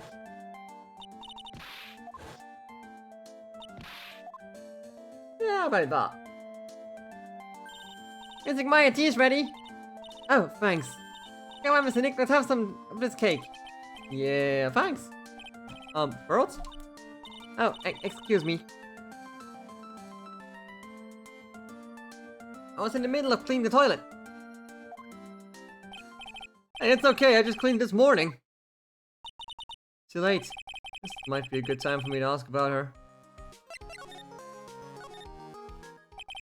I first met Pearls a year ago. It was when that murder happened at Crane Village. I still remember that, what she said when we first met. Mr. Nick, right? Your Mystic Maya is a special someone. Hey Maya, I always thought it was because she was young, but what? Pearls? I think she's got the wrong idea about you and me. Huh? That's something you need to understand. What is it? It's kind of like a Crane Village custom, sort of. Pearls seems to love you a lot. Well, because I'm her only cousin, and, well, because of the murder case last year, Purdy's mother is... Oh, yeah. She's imprisoned! I remember now, Pearl's mother, Morgan Fair. She's serving a prison term in isolation right now. So you see, I'm the only family Purdy has right now. But it's the same for me too. Maya. My mother's gone too. So your mother's still missing? Yeah, and no one has any idea where she is. Maya's mother, Misty Faye. The current master of Crane Village shelling technique. She disappeared 17 years ago after getting involved in a certain police case. But you're sure she's still alive, right? Yeah, I know she is. It's sort of a spirit medium thing. And if your mother doesn't come back, then what? And according to the laws of the village, I'll become the next master. Mystic Maya, the master of the Crane Village. Sounds like a heavy responsibility. Yeah, but there's no one else with the blood of the Fae main family who's the spirit medium. There are hardly any men in Crane Village. Now that you mention it, I never actually saw any men when I visited. I'm pretty sure I told you about it a long time ago, about spiritual powers were really strong in the Fae family. Yeah, you did, and that's why you're undergoing training to be a spirit medium, right? Yeah, the thing is, only women can actually inherit the spiritual power. That's why the whole culture of Crane Village kind of revolves around its women. Oh, that's understandable. Nothing wrong with that. Yeah, but because of that, there tends to be a lot of unsuccessful marriages. Oh! Well, men start to feel left out after a while, and then they just start leaving. Especially if the man has a daughter. Are you saying that Pearl's father? He's gone. He left the village when she was very young. Ooh, that's tough. Yeah, and she grew up seeing nothing but unhappy marriages all around her. That's why she's so sensitive to things like that. Well, Nick, why don't we go out and start investigating? We're not going to learn anything just sitting around in the office. Yeah, I know, but first I want to talk to Pearls. Mr. Nick? Yeah?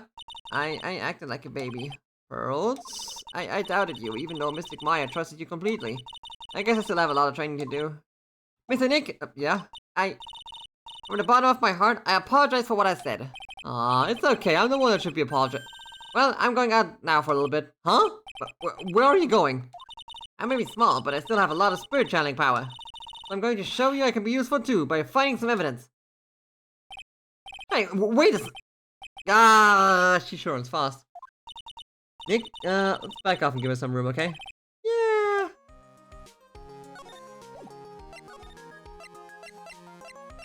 Is the fucker home already? No. God damn it.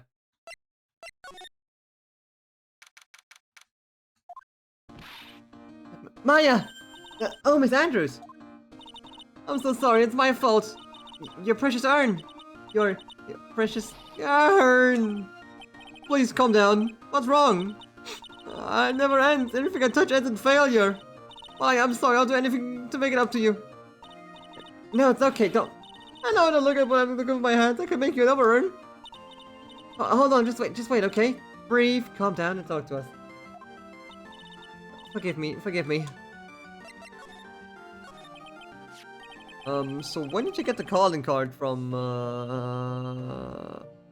Mask the Mask. Let's see. Exactly 10 years ago. 10 days ago. 10 years ago, yeah, right. I was going to show it to the police, but that detective stopped me. So you asked the detective at me to help with security? Yeah, in fact, it was about 20 days ago that I hired him. He seemed to know much more about Mask the Mask than the police. So you hired him for security even before the calling card thingy.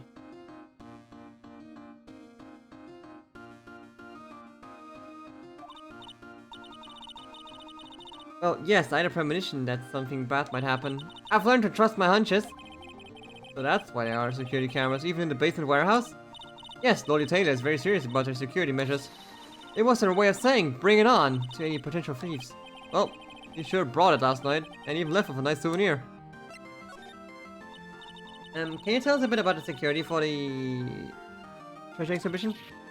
It's all my fault! I never should have called this poor little collection treasure exhibit anyway. When you say that, the urn that was stolen is pretty important. It's a pretty important object. Maybe, but actually, actual value of the appraisal was, well, actually practically zero. Zero? I polished it until it was just about glowing. I thought maybe I could make it look more valuable. But that urn contains the soul of Mystic Army. Anyway, I left all the security arrangements to Detective Alchemy. But 5 days ago, I began receiving all sorts of other exhibit items from Kurin. Lots of people started going in and out of the warehouse down here. So maybe one of them was actually Master Mask in disguise. No, I personally checked out everyone that came through here, so that's not possible. No, Adrian, she probably even checked out what they ate for breakfast that morning.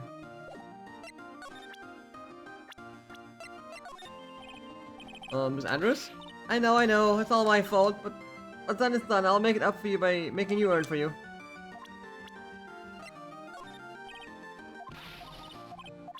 Oh.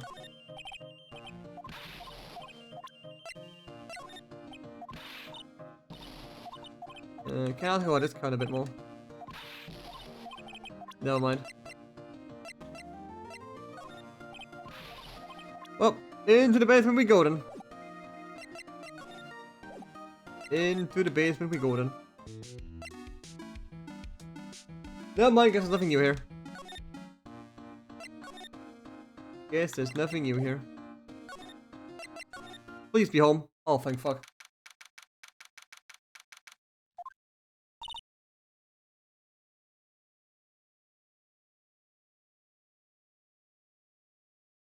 Hello? Well, how lovely it is to see you again, my dear. Welcome to my abode. Relax and soak up the atmosphere. We're actually kind of... Shh! Silence!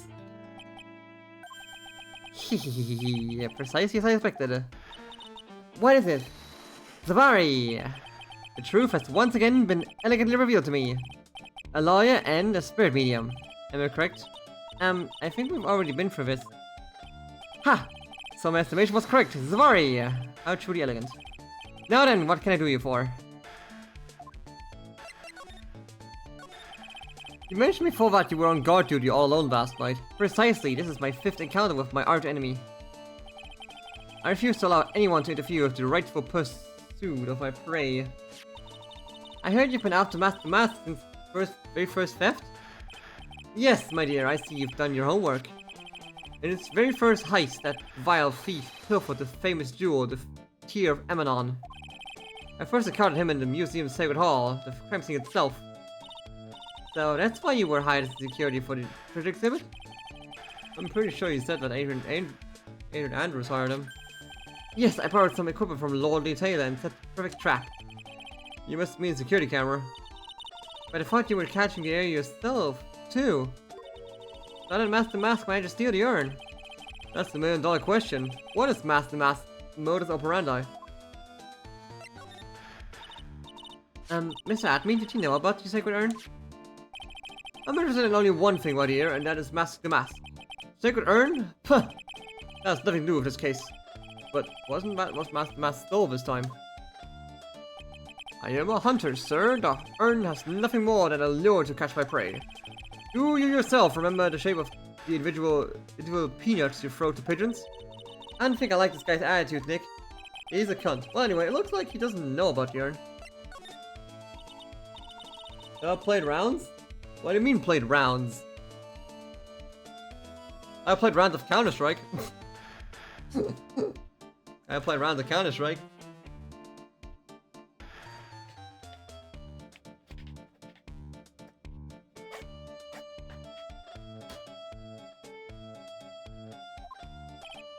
Please, my dear, ask me anything you like. After all, we are all but seekers wandering around in the dark. Well, I was wondering how Master Math managed to see the urn. I mean, isn't it strange that you don't seem to know? Yeah, now that you mention it, it is strange. After all, you were on guard that night at the scene of the crime. Unless you were sound asleep, you should have at least seen Master Mask. Aha! What the? The Cyclock! Cyclock?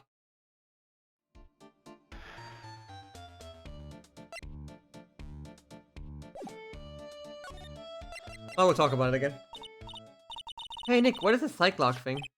Well, your Magatama lets me see when people are keeping secrets. By breaking their mental locks, I can find out what those secrets are. What? This Magatama has that kind of power?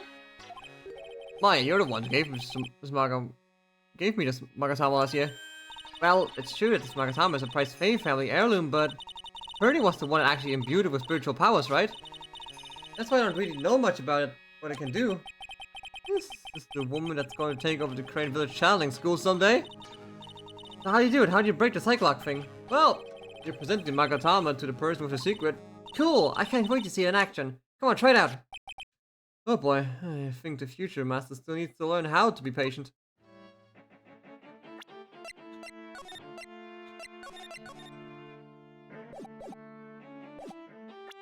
Well, hey buddy, let's fight!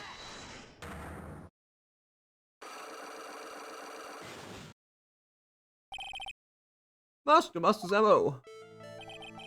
Detective Atme, you were standing guard at the scene of the crime. There's no way you didn't see Master Mask commit the crime. Well, now I can hardly see why you're so positive about that. Yes, Anita was guarding the warehouse. That much is true, but I can't tell you for certain that not a single person passed through that door. I'm not sure why, but this Atme guy is lying for his teeth. I know, I'll show him some proof. It was a security camera set up at the scene of the crime. It should have automatically taken a photo of anyone that went through the door. Precisely. I hope you don't mind, but we've already gotten our hands on the camera data. As you can see, the camera went off exactly once last night. What? But Monocle didn't catch anyone in its flash. It must be some kind of computer malfunction. It must be. Maybe this is your Monocle that malfunctioned. What? Are you saying I didn't do my duty properly? Detective Atme, you must have seen the thief last night. The question is why you're trying to hide it. He's hiding it. There must be some reason. Some reason that he just wants to keep hidden. You've got just a piece of evidence that should prove it.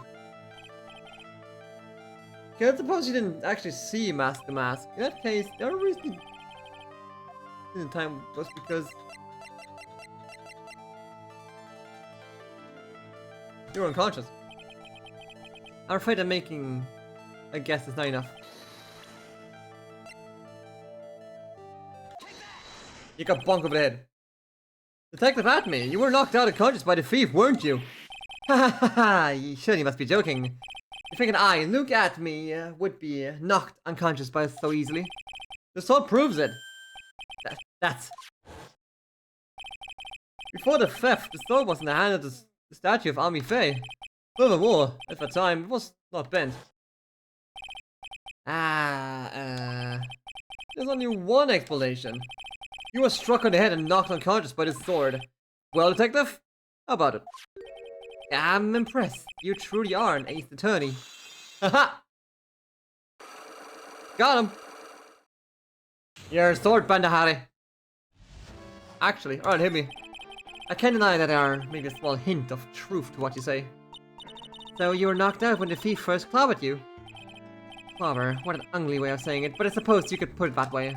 The coward struck at the precise moment that I turned it to look at the computer.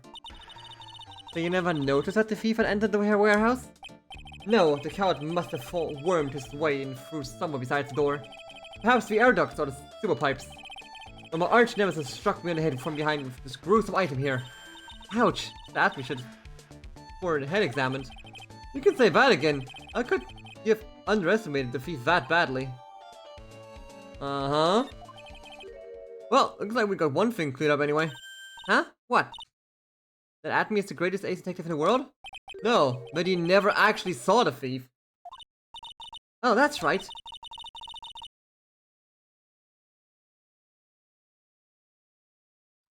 So the thief may not even be Mask the Mask. Just one moment, Sir Lawyer. The thief was unquestionably Mask the Mask. But you never actually saw him. Perhaps so, but I installed a security camera for just such a contingency. Oh. Last night the camera went off exactly once. Behold, this is a photo of the bastardly thief taken by the security camera. That's him! Mask the Mask! Wait.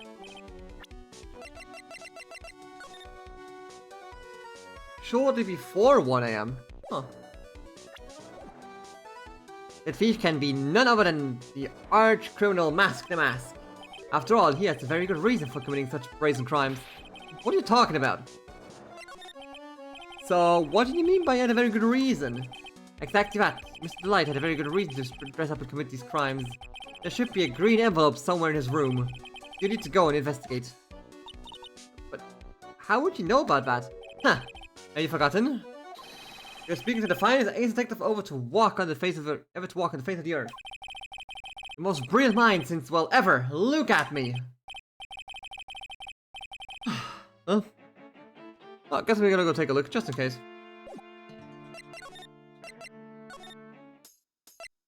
Hi, yoink. Hey, Nick! Remember what Detective Atme said? To look at the green envelope? The green envelope, huh? Looks like this is it. Okay, let's have a look. You don't want your true identity revealed to the world? Come to KB Security at 1 AM on October 12th and bring $50,000. 50,000? This is a blackmail letter. Sure looks like a major clue, alright. Ah, shit.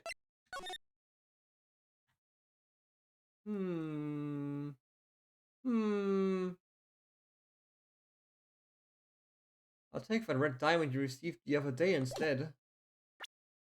Huh. Oh, someone's at the door. I'll be right back, alright? Won't take but a second, I promise. Oh, thank you for coming. It's so nice of you. I see a dabble of distress. I just can't help myself. Please, come on in. I'll make some coffee. Really? Okay, I guess I'll make myself at home, pretty lady. Wait a minute. I know that voice. Oh, Nicky boy, I'm so sorry, but I've got another guest. Ah! You're... Nick, it's you! Maya B2! What a fluke! Ah, Larry! Long time no see. What, you know each other? Nicky boy? Nick, do you just have, something going on? Something? Do you mean what I'm just messing with you, Nick. A gorgeous lady like this? And married too? Way to go, dude! I knew it. Just when things can't get any worse, it's time to cue in the butts. Larry Butts, ever since grade school, it's been not exactly a close friend, but yeah, we know each other. Hey man, that wasn't nice. I was your very first client. We've got quite the storied history, he and I. And what we used to say still rings true. When something smells, it's usually the butt. Hey, come on now, you're embarrassing me! And in front of this pretty light little thing here. So you two are old childhood friends, I see. That's so sweet. You two go ahead and catch up on old times. I'm going to go check up on my bike. That's good, but Desi. So how you been, Nick? Too busy if you really want to know.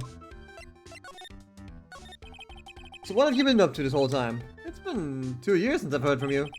And what's with those clothes? You look, well, weird. Hey man, that's not code for. It's my uniform from my part-time job. But I can't believe it's been 2 years. They say time flies when you're having fun. Huh? What's wrong? Nick, I gotta tell you, women, I don't trust them anymore. You got dumped again? You know, Jennifer? I followed her all the way to Japan 2 years ago. That's where I met the famous Caddy Tom, and my whole life changed. Jennifer, Caddy Tom, I never heard of either of them. Anyway, dude, Caddy Tom chose Hollywood over me. Can you believe it? Well, actually... Anyway, sounds like you had quite the adventure. Women! It's so... Yeah. Oh, but you're different, Maya. You're not like the rest. Looks like you're still the same old Larry. So what are you doing here anyway? Huh? What do you mean by that? I'm just a natural born nice guy, that's all. Well, actually, I picked this up last night while I was working. A wallet. You say you found this last night? Yeah, it had a driver's license in it, so I figured I'd just return it myself. Huh. Hang on, let me see that for a minute. I knew it. This is pictures in here. Yeah, I guess he really digs his wife, huh? Hey Nick, it's not what you're thinking at all. Oh, I'm pretty sure it is. You haven't changed a bit. No way, man. I mean, she's a married woman. That's just bad news. He really is here just to check out Mr. Light. So you said you found out your job, right? Yeah, I'm working for a private security company as a guard. Chicks just love a guy in uniform, you know? A security guard, huh? That's what that uniform is all about. So, what time was it when you found this last night? Huh? Why are you asking me that? Trying to see if I have an alibi? You're the one on the hook for crime this time, buddy. I guess it was around 1 in the morning on the first floor of our company building. What was Mr. Delight's wallet doing there? Anyway, there's nothing weird about that. After all, he works here. He works there? You mean Mr. Delight? Sure, here, take a look at this. It's right here in his wallet. What? That's his card? It's a key card for the security company. See? It's got a serial number on right there. There's no mistake about it. You said you're working the part-time in the security company, right? That's right! Why are you making that such a scary face? Security company, huh? Something's not quite secure about Larry working there. I need to find out as much as I can about this key card.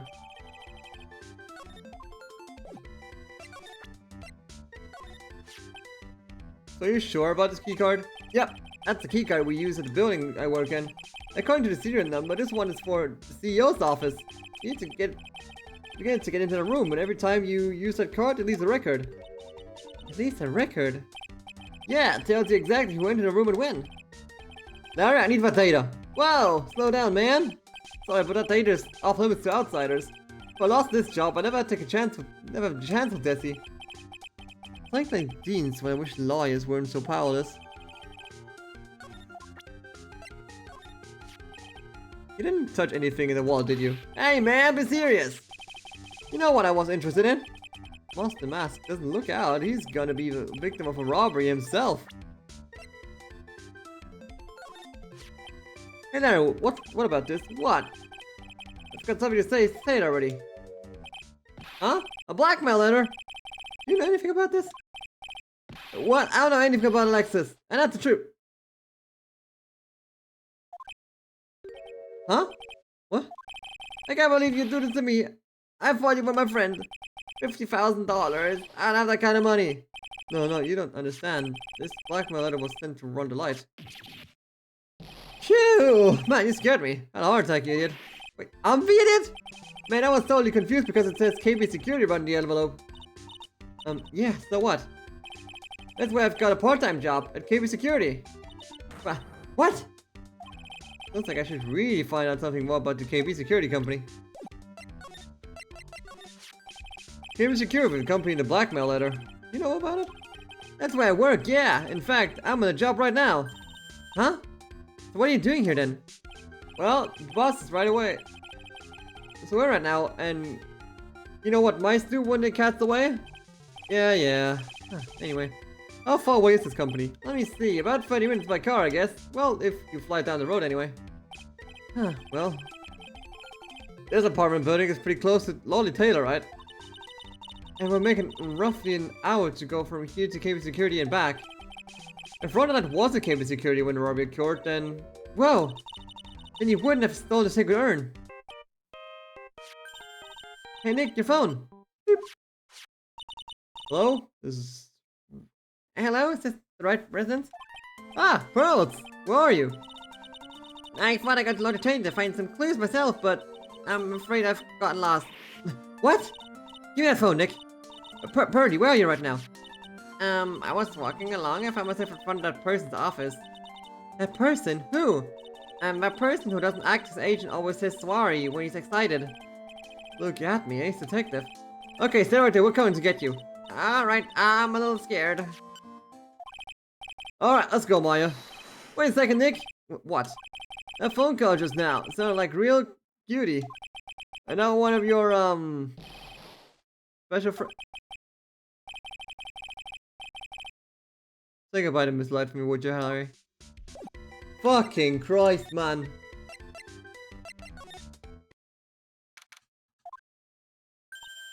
Ah, Mr. Nick, Mr. Maya. Pearly! I never thought I'd see the two of you again.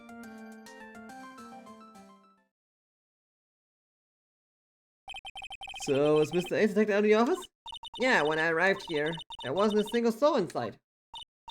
Say, Nick, does it look like something's changed since we were here last? No, you mentioned it. This bag, I'm sure it wasn't here before. it's quite full. I wonder what could be in there. Hey, Nick, come on, open it up. Hey, wait a minute. You can't just open his private property. Don't be such a fuddy-duddy. This is an important investigation. That's true, and truth be told, I have to admit I am kind of curious. Well, what's in here? Hang on a sec. I'm taking it out now. Whatever it is, it feels kind of hard and smooth. Well, hello there. Ah! He's here. What are you doing, Celia? I'm shocked to see a servant of the court ignoring the law so flagrantly. I'm really sorry, but Maya made me do it. Nick, I can't believe you. A gentleman never uses the lady as an excuse for his poor behavior. The real question is, can you afford to waste time lollygagging about here? What do you mean by that? Perhaps I should make myself more clear. Tomorrow's trial. Sorry, shall we say the figurative, Sir William will be dropping his panties before lunchtime? Wow, Nick, sounds like it's gonna be really exciting. What's going to happen at trial tomorrow that's so dramatic? Do you know exactly what your biggest mistake so far has been, Mr. Lawyer? It was becoming a lawyer in the first place. And certainly does sound like a big mistake, Mr. Nick. Tomorrow will be a day to remember. I, Luke Atney, will take the stand. And then, sorry, my testimony will prove the undoing of the lot of you. Yes, all of you, I will unmask you as the feast's co-conspirators. Conspirators? You're quick on the defensive, I see. However, it is not that I is your greatest enemy. There's a far more dangerous threat than you will face during the trial. What are you talking about? So, lawyer, if you truly are who you say, I'm sure you've heard of him. His name is Godot. Godot? You've taken a step down the path of foolishness. You try to defend a career criminal who deserves nothing less than the death penalty. Hey, last time I checked, no one knows for sure that Mrs. Light really is the mask. My dear lady, this time, times may change, but people sadly do not. Well, you will understand this when you're more mature. Who is this Godot person? It's not surprising that this brave medium has not heard the name. Godot, the prosecutor whose equal cannot be found in this country, but in heaven. Godot, a legend or myth, men pin a lifetime of hopes on the chances to simply meet him. Prosecutor Godot? But the best prosecutor in the county isn't Godot, it's Mr. Edgeworth. Isn't that right, Nick? Not surprised that spirit medium such as yourself would know nothing of this. But Ace Prosecutor Miles Edgeworth is currently traveling abroad. Huh? In fact, it was Mr. Edgeworth who acknowledged Godot was the best in this country. And you agree with that? Most certainly. In fact, you could call him the Luke Atney of the prosecutor's office. Well, that's good to hear. Prosecution has a fighting chance tomorrow. Mr. Nick, is this Godot really that strong? Huh, I seem to remember hearing about someone like that. Not surprising, some people spend their entire lives idly waiting for his appearance. Looks like we're done investigating for today.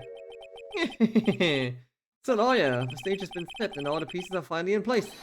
All that remains now is for the dance to begin. New prosecutor, an ace detective, and a thief. This will be one tough trial. To be continued.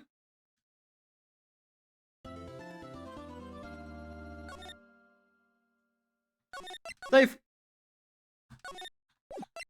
Safe.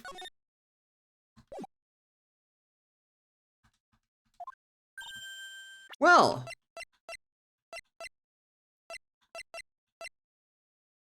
Good as time as ever. We're at almost exactly 4 hours. And you know, we did get quite far. So, we'll call it quits here for tonight. That was Phoenix Wright Ace Attorney Trials and Tribulations for today, tonight. We're back on Friday with either Half-Life or Dread Delusion. I'll flip a coin. I'll flip a coin. And obviously, Yakuza on Sunday. Actually, no. Not quite. Actually, kind of. You'll see. You'll see. You will see. Anyway. I do thank you all for watching. We'll see each other again next time. And until then, don't die.